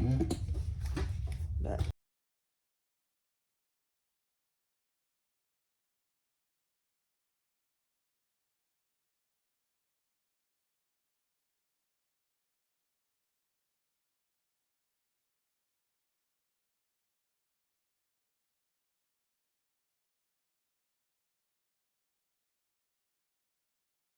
all right, so that's what your back should look like. You've got your 2 D-rings and your strap. Oh my goodness, isn't that cute? Very cute. All right, one last thing for tonight. So your 2 strap connectors with your webbing, measure up from the bottom like she tells you. And I need to put a piece of tape here. It's not staying closed. And we're going to attach that. There we go. Just base that in place.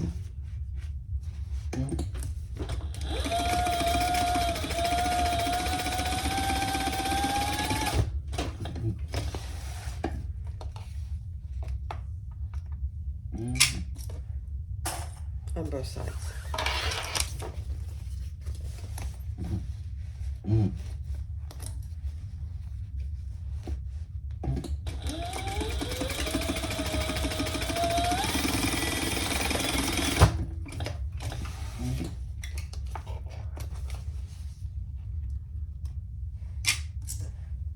Okay. Oh dear, sorry, I hit the camera. So that's what you should have.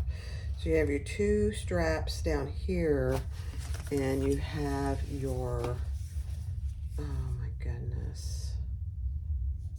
This is amazing, actually.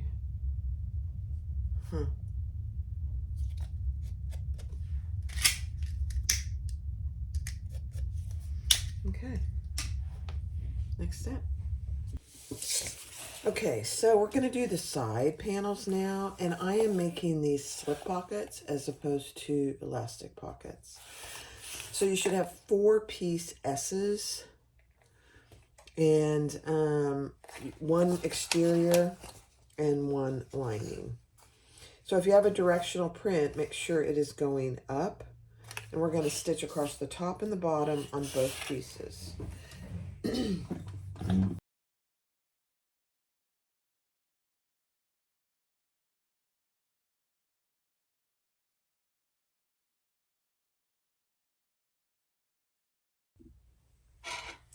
Okay, so I pressed mine. This fabric does press a little bit. Is it like cotton? No. So now we're going to just top stitch across the top.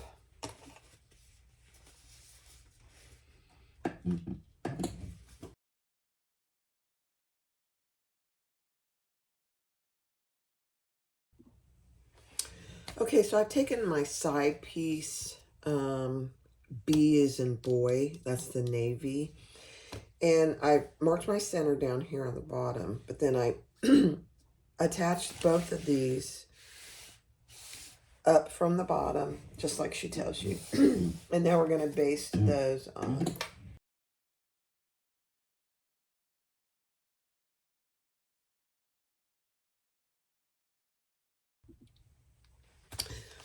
So the next step is to take piece T, which is your bottom, and we're going to attach that to both of our side pieces, just like she tells you to in the pattern. Then I'm going to press those open and top stitch across the bottom.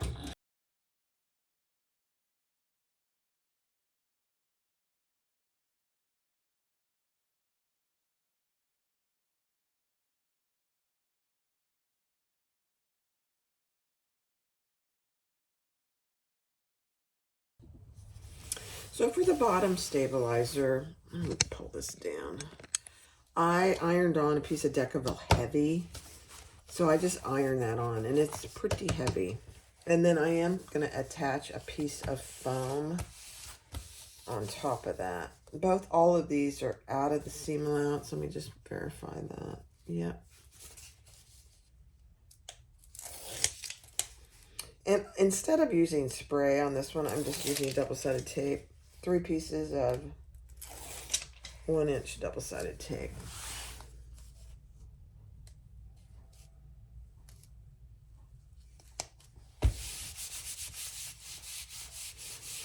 That'll give that bottom some pretty significant shape. Perfect. Okay, so we're getting ready to add our exterior pieces to our side panels. Before you do that, on all your top pieces, measure down and fold down. I'm taping it down. What she tells you to in the pattern. This will help later, supposedly. So there's my front piece. Here's my side pieces.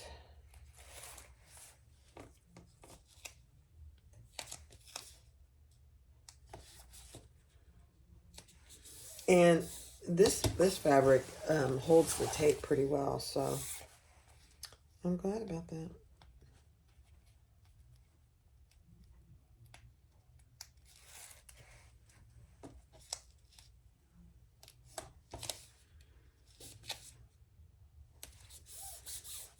Okay. And one more.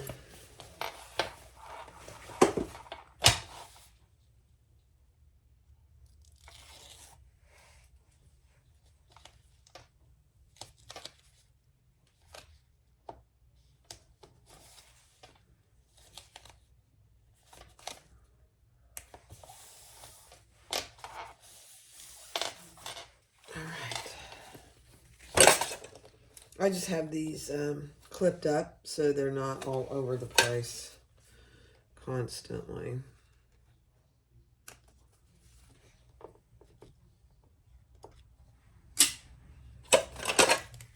Okay, let's set these two big pieces aside for just a minute. And let's find the center of our bottom piece. I probably should have done that earlier, but that's okay.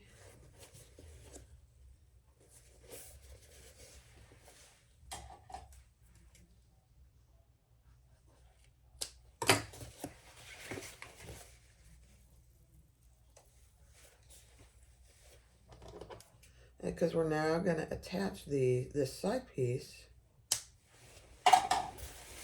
to our exterior. Okay. I'm going to do the back first because I think that's going to be the toughest for me because of the straps. All right. So center and center on the bottom.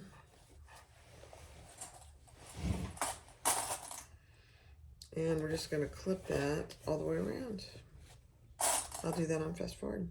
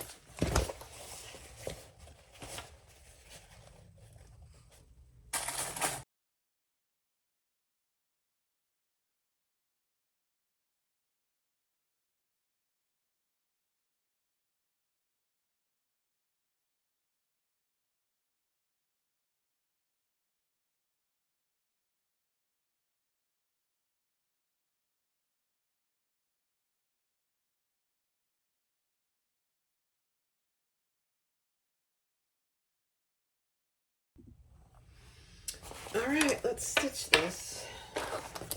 Gusset side up. I think I'm going to pin these. There's really nowhere to pin them, but I'm just going to put them down.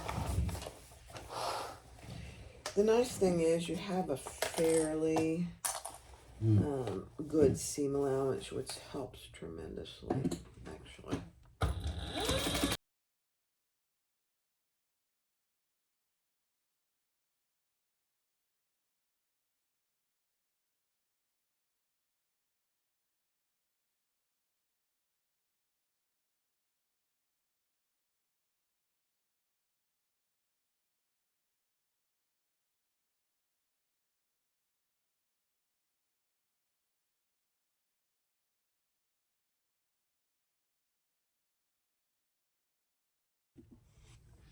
All right, so I am going to trim the seam allowance, except for that top edge, by half.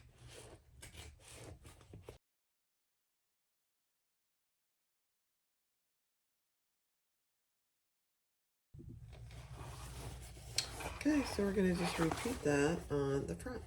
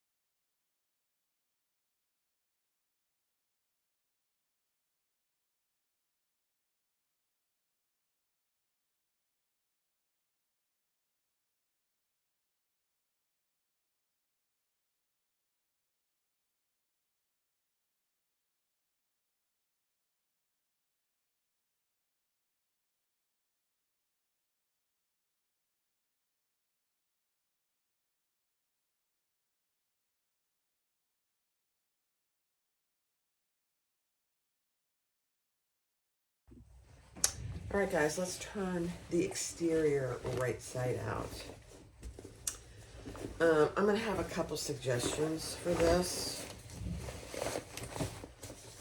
You know, a lot of the videos either used cork or cotton.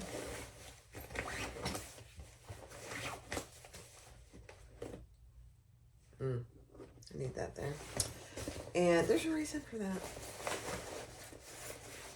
This is not bad. It's just this fabric in particular is pretty thick. The navy is the thickest. I'm not really sure why, but it is. Now, I probably have some puckers down here, and that's okay. I'm going to be okay dokie with that. Actually, it's the dart. It's really not a pucker, per se. We'll see. Hold on. It's early in the morning. I mean, it's not that early, but my husband brought me a piece of toast. He knows I'm in here working hard, so he brought me a piece of toast. Wonderful man. Okay, you guys, this thing is a beast. Now, I did not put anything on the sides as far as foam. The front and the back and the bottom is plenty for stabilizer with this particular fabric. It's going to have that wire across the top that's going to keep it open. So I think that's fine.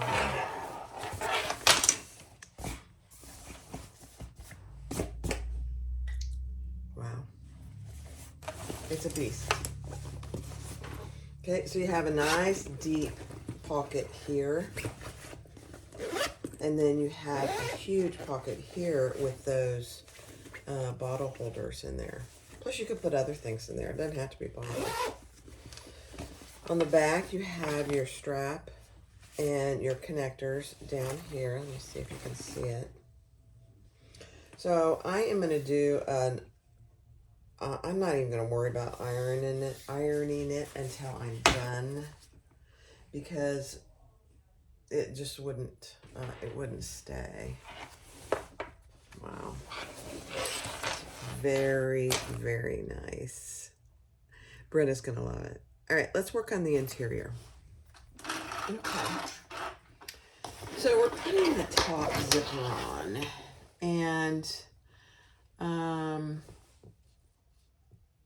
you're just going to have to trust the process on this, because when I first did it or read it, I thought, what in the world?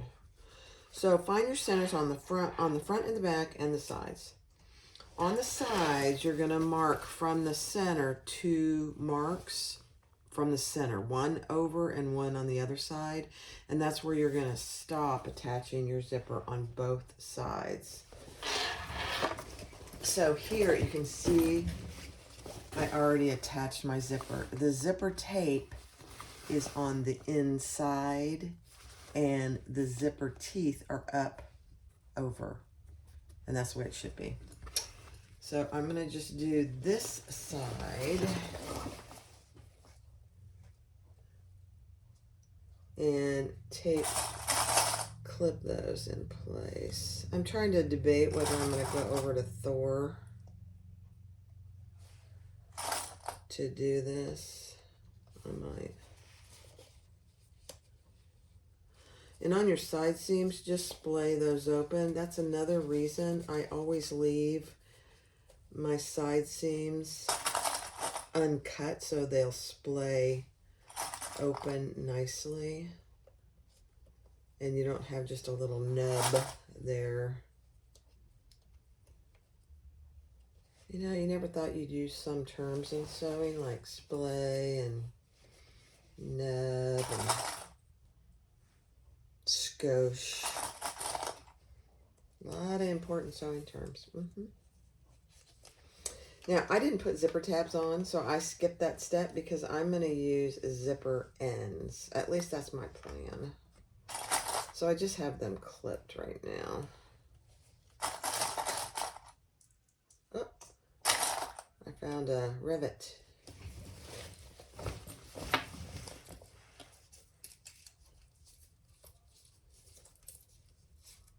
I'm just making sure nothing is twisted. That's another reason I didn't, because if for some reason something gets twisted, I can take my zipper pulls off, and I use 2 zipper pulls, and put it back on. I don't think it will. It's not twisted now, so it's all good.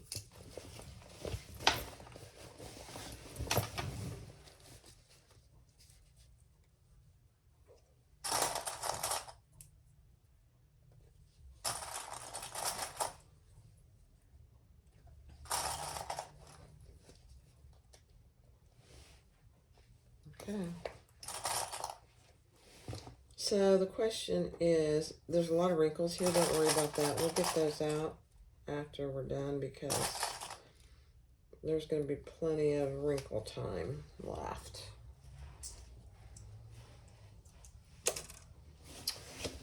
So I think to make my life easier, I'm going to go over to Thor. So I need to go over and thread Thor. All right, here we go. I'm on Thor. We're going to stitch across the top.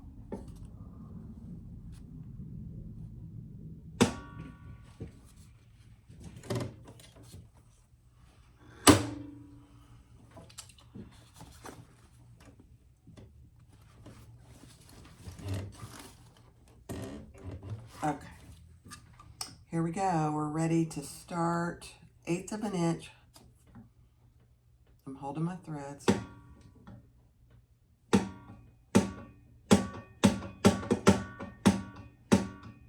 Thor isn't going anywhere.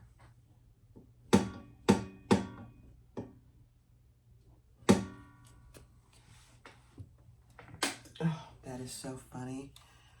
I must have hit the off button for Thor when I was messing with things. Let's see. There we go.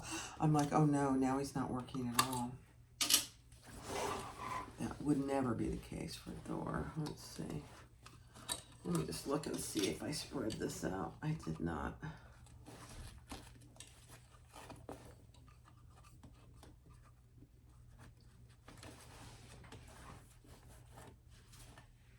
Oh, please.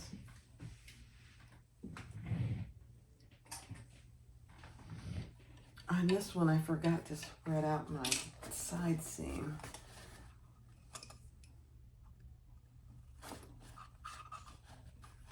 There we go. Better. All right, here we go.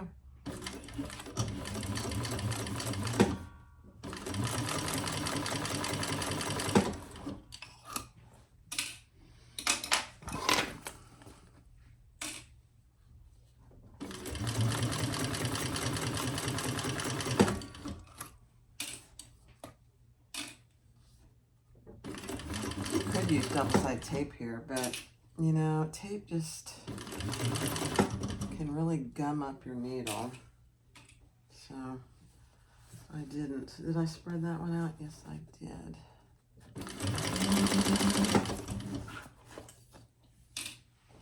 And this would go all the way around. So when we get to this side where our zipper is, we just want to make sure that the zipper is up and out of the way at that mark. Okay, perfect.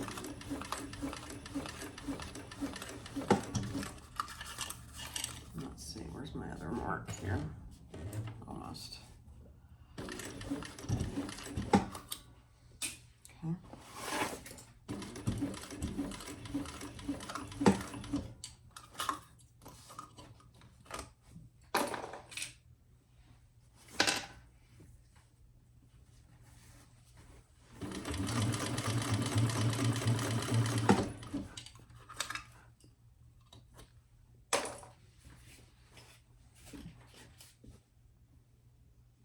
I will say these are kind of in the way. That's okay. Make sure your D-ring is down and out of the way.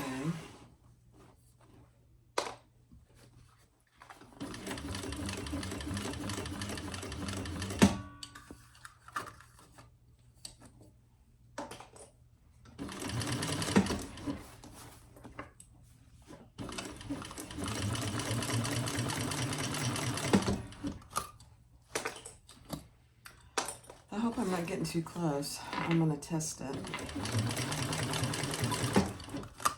I don't think I am, but you never know. Okay, I'm gonna ease my zipper off at that mark, up and out of the way. Oh my gosh, we're almost all the way around. Get my zipper out of the way. Pull that zipper down.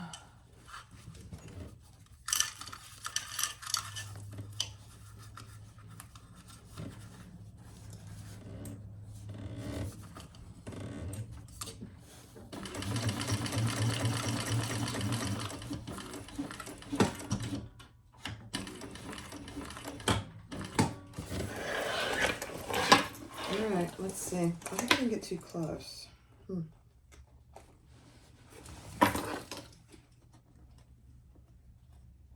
We'll test it right now.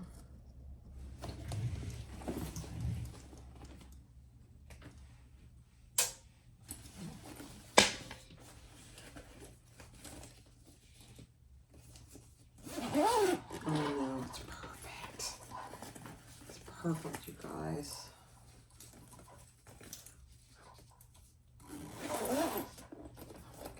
Do you see that? How perfect it zips and unzips. Oh my gosh. So, this is what it's going to look like. Once I get that wire in there, which should be coming today, it'll fold over. I can't even get the whole bag in the camera. Isn't that funny? But it'll fold over. It'll be open wide. Perfect. Perfection. All right, so we're going to do the interior. I'm just going to stay outdoor. So I'm doing the interior slip pockets, not the elastic pockets. Oops.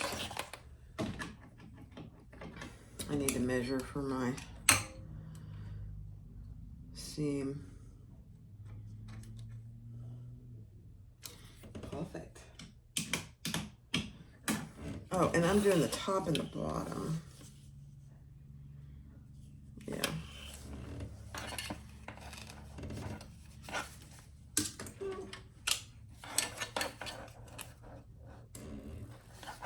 The top and the bottom. Hold your threads. I'm going to decrease my stitch length just a little.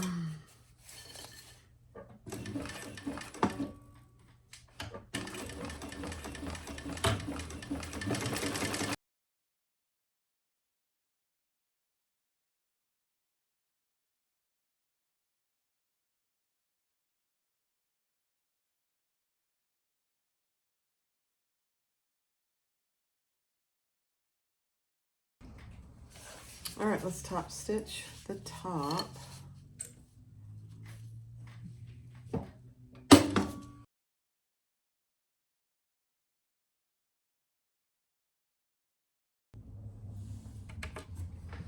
right, so I'm doing a little contrast. So I came up, which tells you to in the pattern from the bottom, and I'm doing the blue on the outside. Here's my side gussets.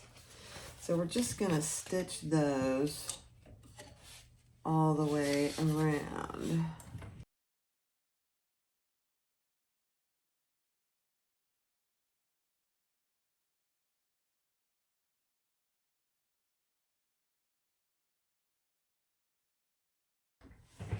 Okay, I wound a new bobbin. I just didn't want to risk it. I didn't have that much left. So we're sewing the bottom just like we did on the outside.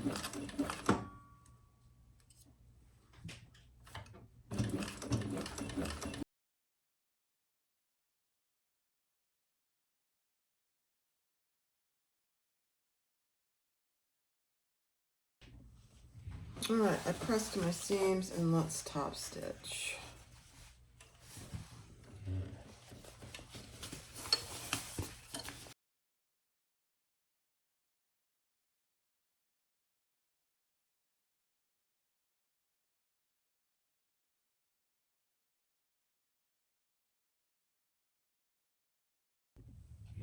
All right, I'm doing the slip pocket. So this is piece V as in Victor. And so there's 2 of these.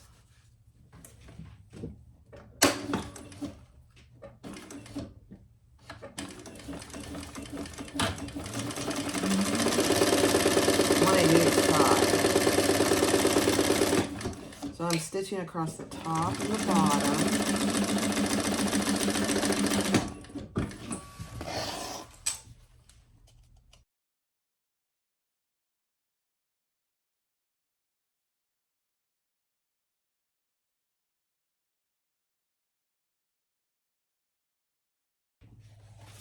All right.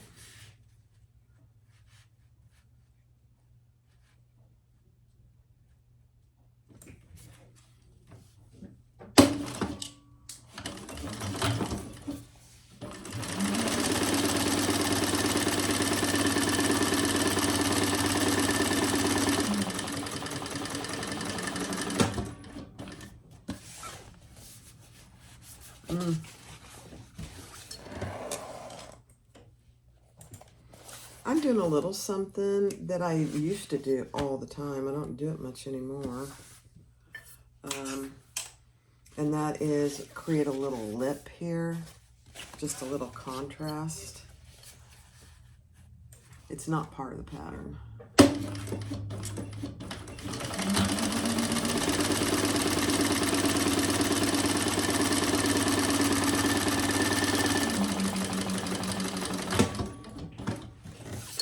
I used to do it all the time because I was on my Bernina and I could put a little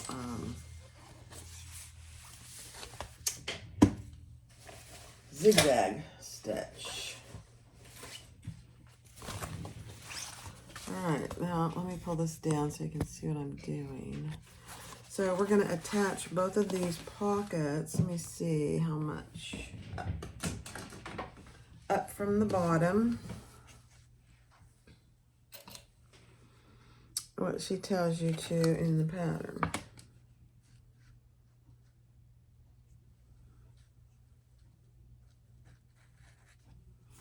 I don't have a lot of space over here, so let's see what you can see.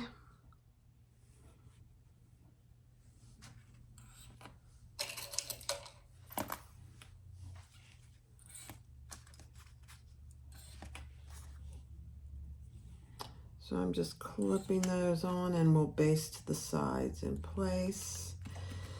And then I'll decide if I want to leave one of them completely open. I don't know yet. We'll see. I'll divide one of them for sure.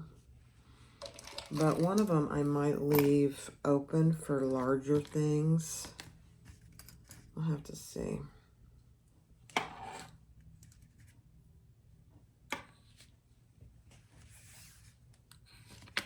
Okay.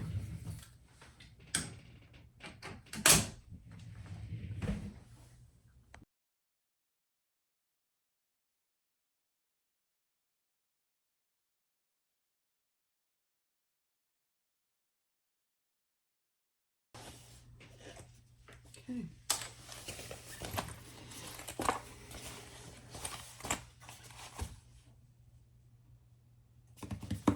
So I'm going to divide this pocket.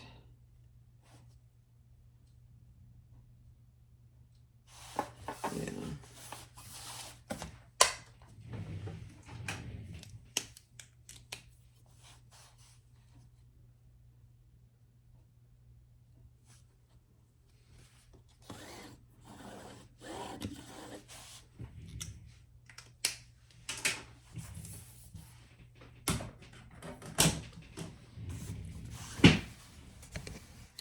So I divided this pocket in half, and I'm just going to come up from the bottom, grab my threads,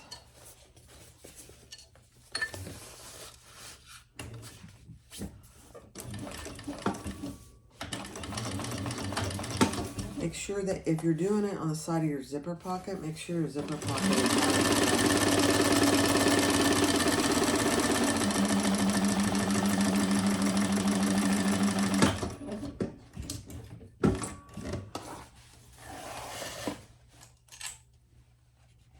You might ask why I emphasize that, because I have sewn a zipper pocket in half.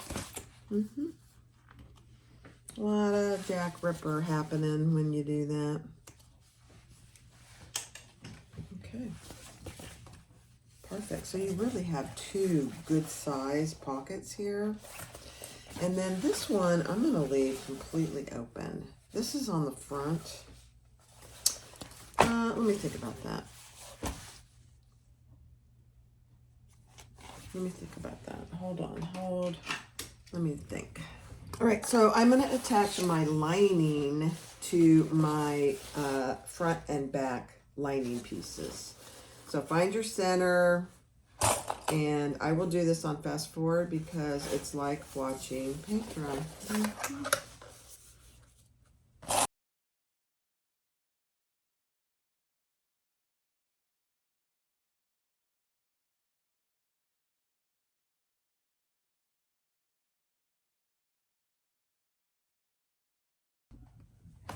All right, let's do this, and I'll do the rest of this on fast forward.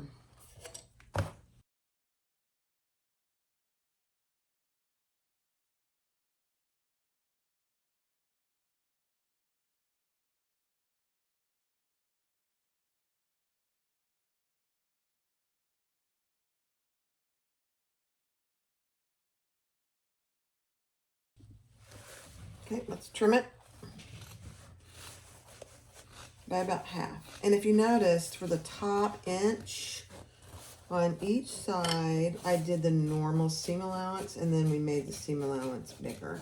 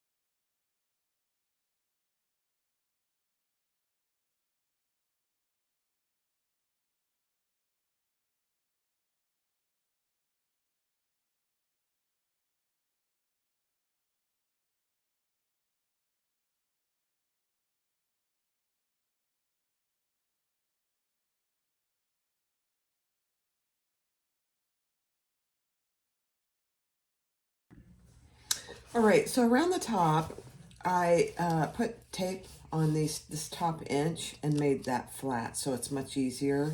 And we're doing the exact same thing that we did on the outside. We marked it down, what she tells you to in the pattern, and then we put double-sided tape, and we're gonna fold that down. Let me put it over so you can see.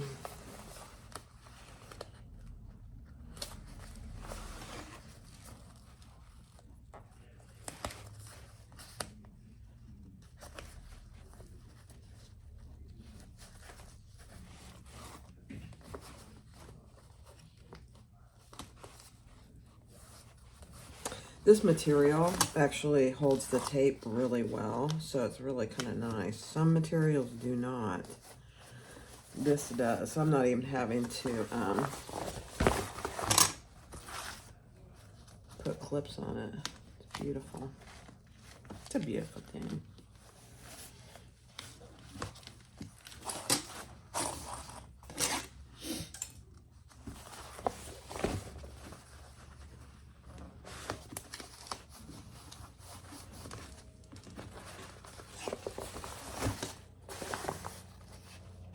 So this is a drop-in lining. I know there are a lot of people that do not like drop-in linings.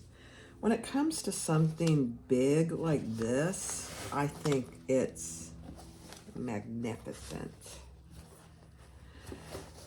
A big bag like this, it's hard to turn. and it would be really hard to bind too. So I am clipping these corners just till I get them. They're staying, but I don't know if they'll stay until I get it all together.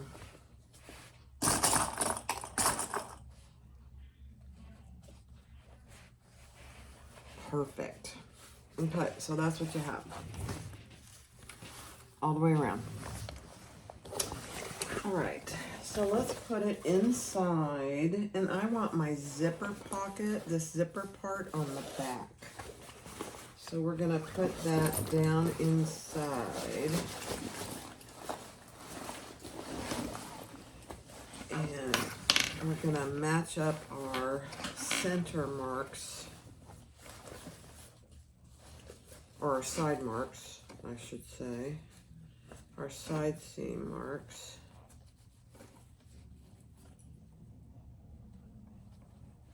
I might have to use my big clips. Let me get those. Because you don't want to get too close, but you've got to cover that previous stitching.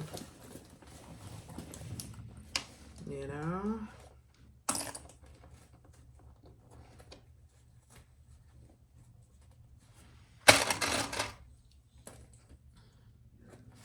I can honestly say I have never done a bag like this, ever. That's not a bad thing. So I'm just going around and matching my side seams first.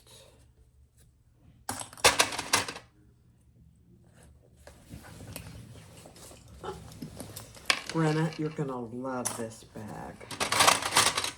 It is an amazing bag.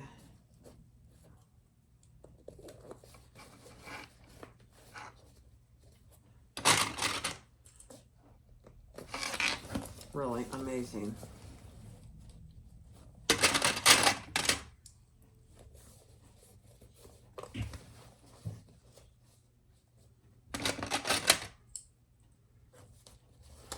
And then we're gonna, you wanna make sure that it's pretty even, and I'm tempted, I'm gonna wait and see, but I'm tempted to tape this down.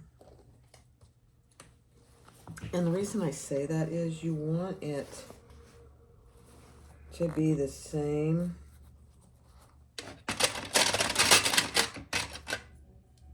all the way around. I'm gonna do this first and then I'll decide.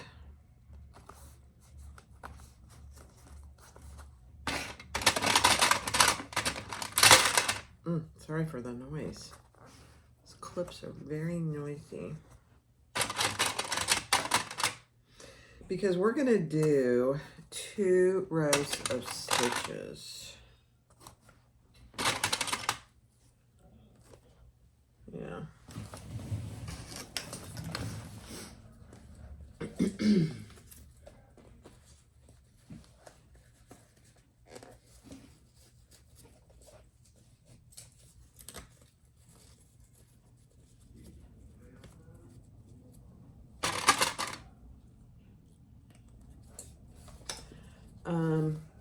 Because we're gonna have a casing to put the wire frame in.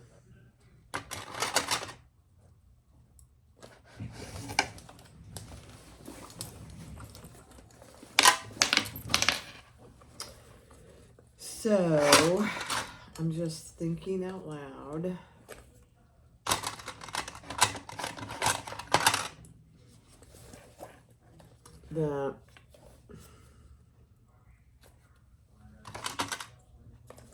This fits perfectly though.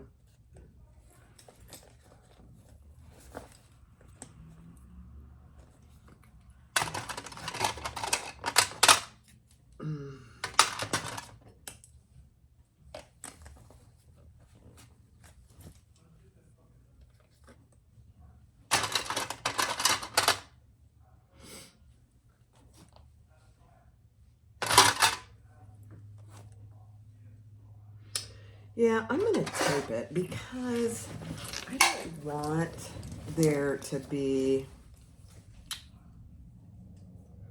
any chance that where I'm sewing on top, I get a little off. Does that make sense? So I'm going to go back and add some tape.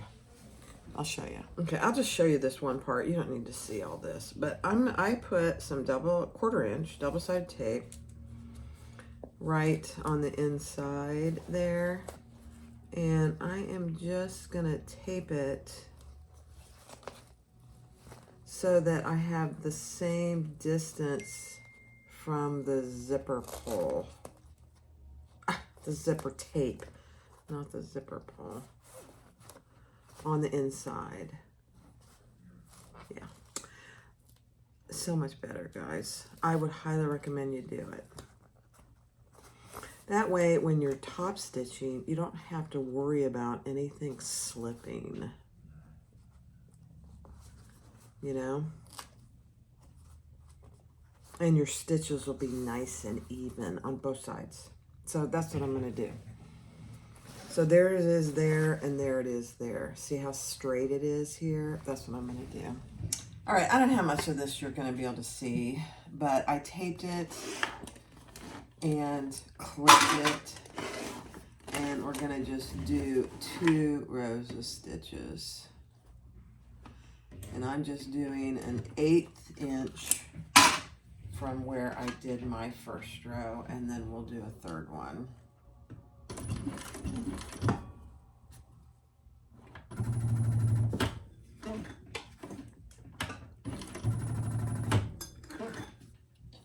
Yeah, Thor is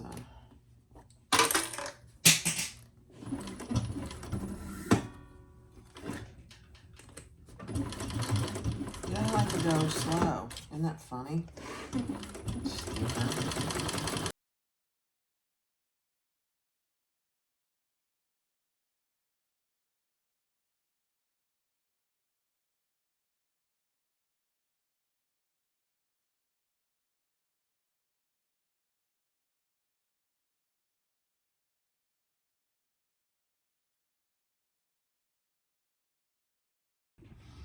All right, so all the way around, we need to measure down from the very top edge, and now we're going to create the casing for the wireframe, which I'm supposed to be getting today. So once I do this, I'm going to show you what I had to do. The wireframe is pretty narrow, so.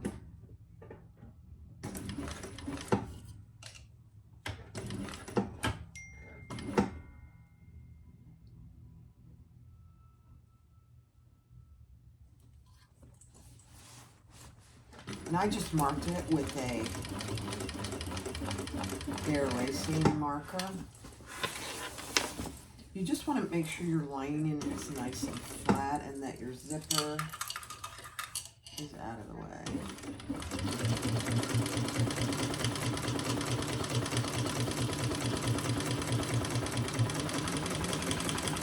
I will tell you, I don't like the fact that there are so many stitches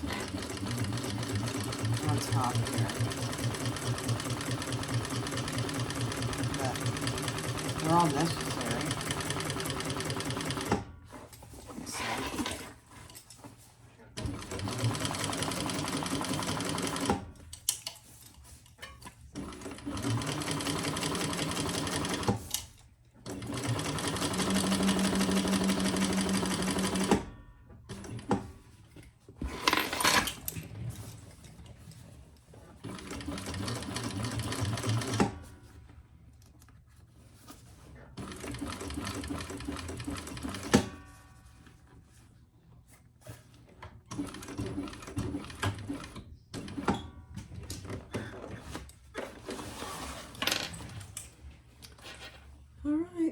Actually, we're done until I get that casing or the wireframe in.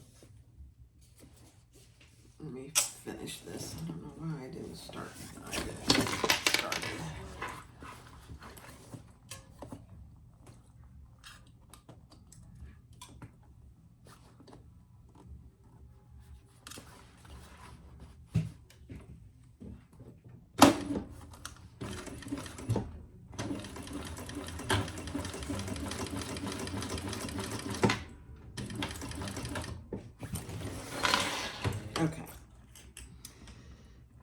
So, let me tell you what I had to do.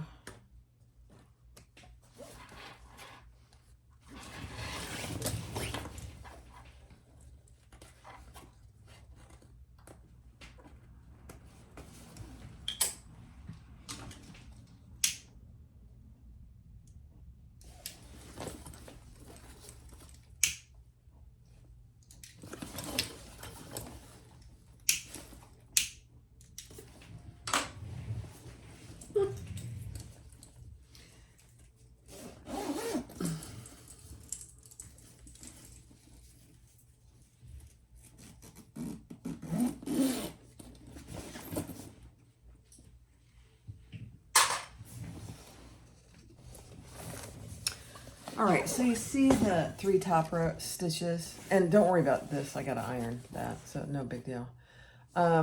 There's the first row is when we put the zipper on the front and back exterior. The second row is where we attach the lining to the zipper. And then this third row is measured from the top, and that's where the casing is gonna go. So we're gonna put casings, we're gonna snip this, which I don't really like either, but snip it on both sides, or yeah, I think both sides. I haven't gotten that far yet.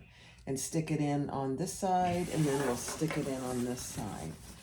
Now, if I make another one of these bags, this whole section here, I will put down with the D-rings, I'd put down 3/4 of an inch further down, because I could not stitch for the casing behind any of this. So I only stitched over to here, and it'll be absolutely fine. That won't really be an issue for the wire, but it's too high up. And I may have made a mistake when I did that. I don't think I did, but it's entirely possible. So, but here is the bag, but without the wire casing. It is so pretty. Zipper pocket. This interior has 3 bottle pockets with elastic. So cute. This pocket is not huge, but it's pretty good size. So 2 zipper pockets there. There are slip pockets on both sides for, you know, your personal mommy water or a baby bottle or whatever you choose. And I'm gonna wait and put the handles on until I get my wireframe in. But look at the inside, you guys. This thing is a monster. Look how big it is. Oh, I love it. So in the back, there is a zipper pocket, which is a pretty deep zipper pocket. It's a good size pocket. This side, I put 2 slip pockets. There are pockets on each interior side as well. And then on the front, there is a large slip pocket for, you know, whatever you want. But then look how much room there is on the bottom. Gosh. It is so cute. So we're going to a wedding here in a little bit, so I'll have to finish this maybe tomorrow.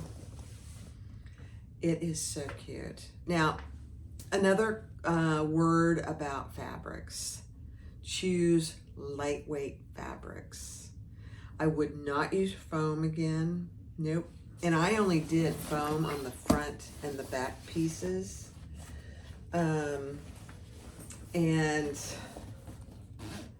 oh, I forgot there's a huge zipper pocket in the back. Huge. Huge. Massive. I would not use foam. I would use a lightweight fleece.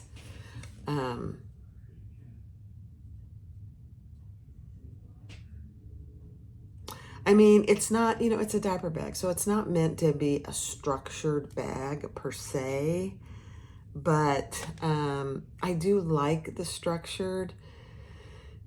And this fabric, the blue in particular, is very heavy. So I didn't use all of the blue. I used more of the floral and the caramel because of that. It's very heavy. So this is a great bag for a lightweight cotton canvas is probably what I would use next time. And then for all of the elastic pockets, I would use cotton that's maybe interfaced. It was doable, and I loved doing it for my Brenna. Brenna, I loved making this for you. And I'm not done. So just if you're gonna make one, and I encourage you to make one, it's taken me, and I'm a fairly fast sewist. It took me a couple hours to cut it out, which is a long time for me, maybe even longer. And then there is a cutting out video, and then to sew it, probably 4 hours, which is a very long time for me. But it's probably one of the bigger bags that I've made. The Retro Tech Sling is a bigger bag than this, but it probably took me as long to make that one. I should say that. The Retro Sling by Can Do. It's the big one of the Retro Sling. It's called the Retro Tech Sling. It's massive. So anyway, Brenna, it was an honor to make this. So I'm going to wait and we'll finish it up with the frames, the wire frames. And I think you can make your own wire frames. I don't have any wire hangers, believe it or not. Or I would have probably. And then we'll finish the attaching the sliders to the straps. And we'll add our zipper ends. And that's all there is to finishing it. All right? Exciting. Good morning, guys. This is day 3 of the Teddy Mommy and Me backpack. I did get my wires in. Now, these are from Wawak, and they are called Person Bag Hardware Internal Wire Frames. They're 10.5 with 45 degrees, and it comes in a pack of 2. So that's what we're gonna do now to our cute little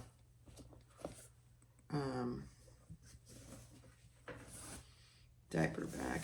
I did go ahead and put my zipper ends on. That's not anything earth-shattering. So let's open this up. And on these side seams, on one side, no, actually on both sides, we have to open up both sides. We're going to insert the frames. So I'm going to do one and then I'll come back and show you. Okay. This front one was a booger because of how close this is. I think this back one will be easier. So you just you trim, cut 1 or 2 stitches here, and I just used a rod to get in there to start.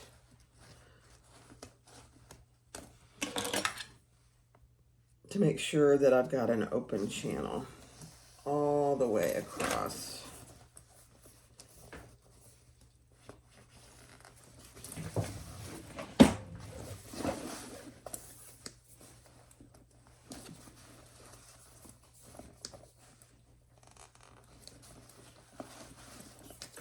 And just make sure it's going to go all the way through.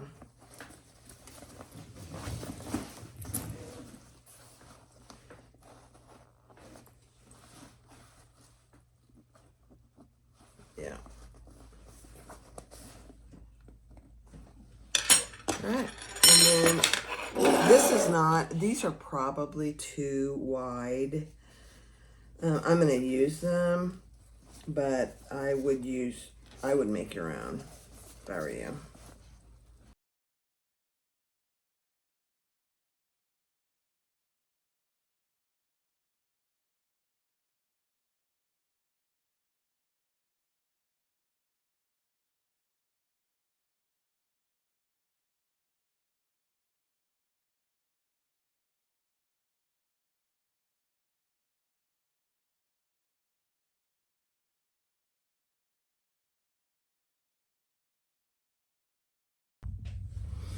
All right, that's it.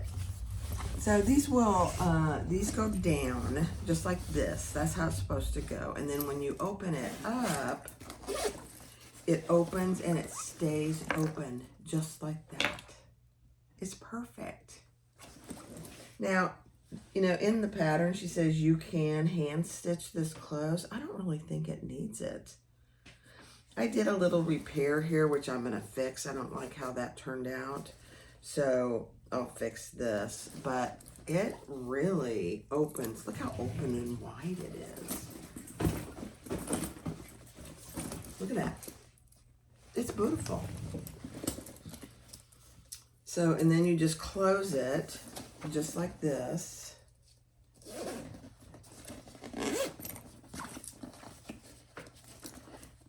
And I'll need to work on these just a little. There we go. Just like that. Cute.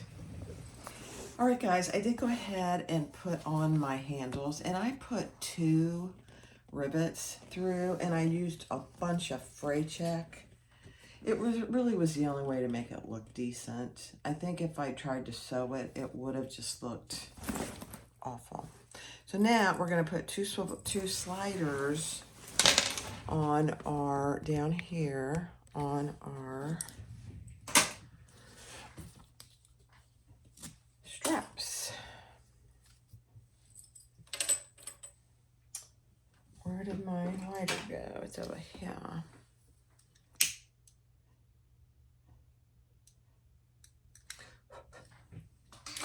Okay. So for my straps, we're gonna put it up and through.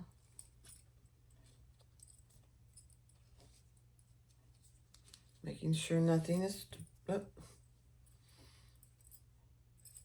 and through. You can't go the same side. So just like that, up and through. And we're gonna come through our O-ring, or I use gate rings.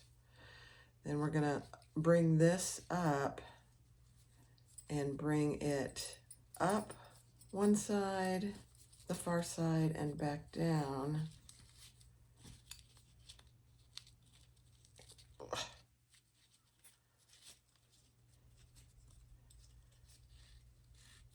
And we're gonna attach it, and I am gonna try and sew this. Just make sure nothing is twisted. Okay. Yeah.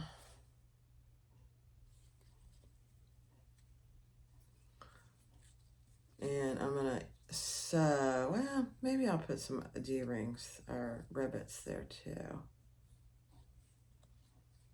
I'm gonna clip this. These don't look long enough, but maybe they are.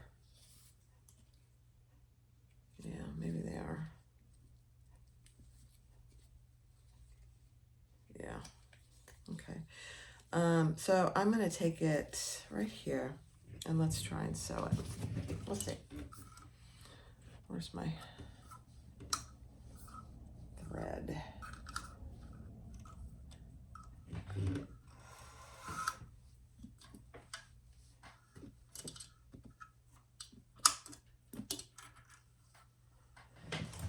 All right, we're almost there, guys.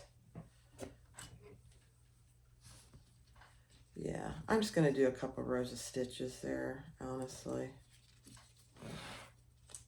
I think that'll be perfect.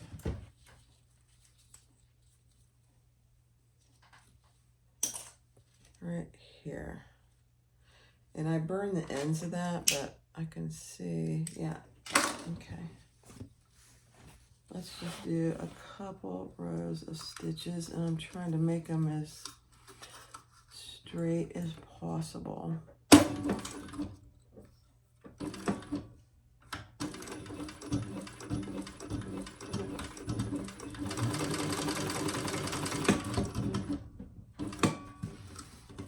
And then I'm just going to come over and do it again here.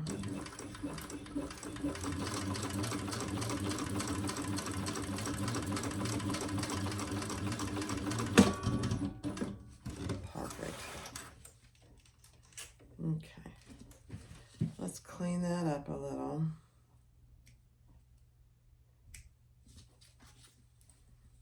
And you're only going through 2 layers. You're not going through, obviously, all 4 layers.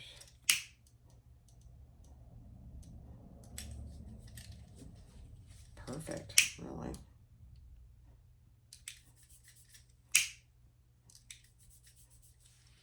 Okay, so there is one. Now, this isn't particularly long, but that's how it's designed. I think it'll be fine. I'll put it on.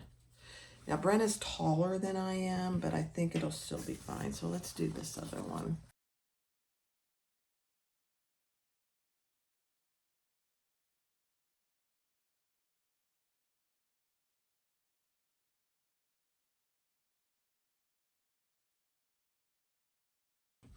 All right, guys, the Teddy and Me backpack. Would I recommend this? Yeah, I probably would. I just want to caution you that it's going to take you a while. So take your time. It's really cute. You got a big pocket here. You've got a big pocket here in the front. This one has bottle, elastic bottle, 3 of those in there.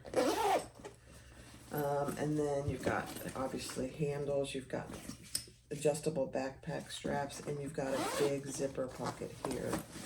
Huge, really. And then when you open it up, look at this. You open it up, and it opens, and it stays wide. Look at that. You've got a zipper pocket, and you've got 2 slip pockets on the back. On the front, you have 1 big slip pocket, and on the sides, you have more, either they're slip pockets, but you could put bottles in them too. And then you just close it up. I mean, it's with 2 zipper pulls. And I mean, it's really nice. These wire things need to be trained a little bit. I think that's all there is to that. But look at that. Very hard bottom. Now, it's a little loose down here because the Decaville Heavy didn't adhere very good, but that's okay. That's all right. Isn't that cute? Brenna, here's your new bag. I think you're gonna love it. Is it perfect? No. It's the first one I ever made. And would I do that again? I would probably make one of these again. I would do less pockets, and I would make the wire frame out of a wire hanger. It's a little more flexible, number one. The wire frames I got from Wawa are not flexible at all. You can't really bend them. So if you use wire hanger, you can adjust it. You can make it a little bit longer. These were a little bit short. They still work fine, but, and then the other thing I would change is I didn't come down far enough on these backpack straps. I would bring it down another inch. Gives you a little more room, but very, very cute. The Teddy Mommy and Me backpack, diaper bag. Very cute. Brenna, I hope you enjoy it. I loved making it for you. It was a labor of love. So I wish you well, and I can't wait to see that little Maggie. Yeah. All right. Thanks for watching, guys. I appreciate you.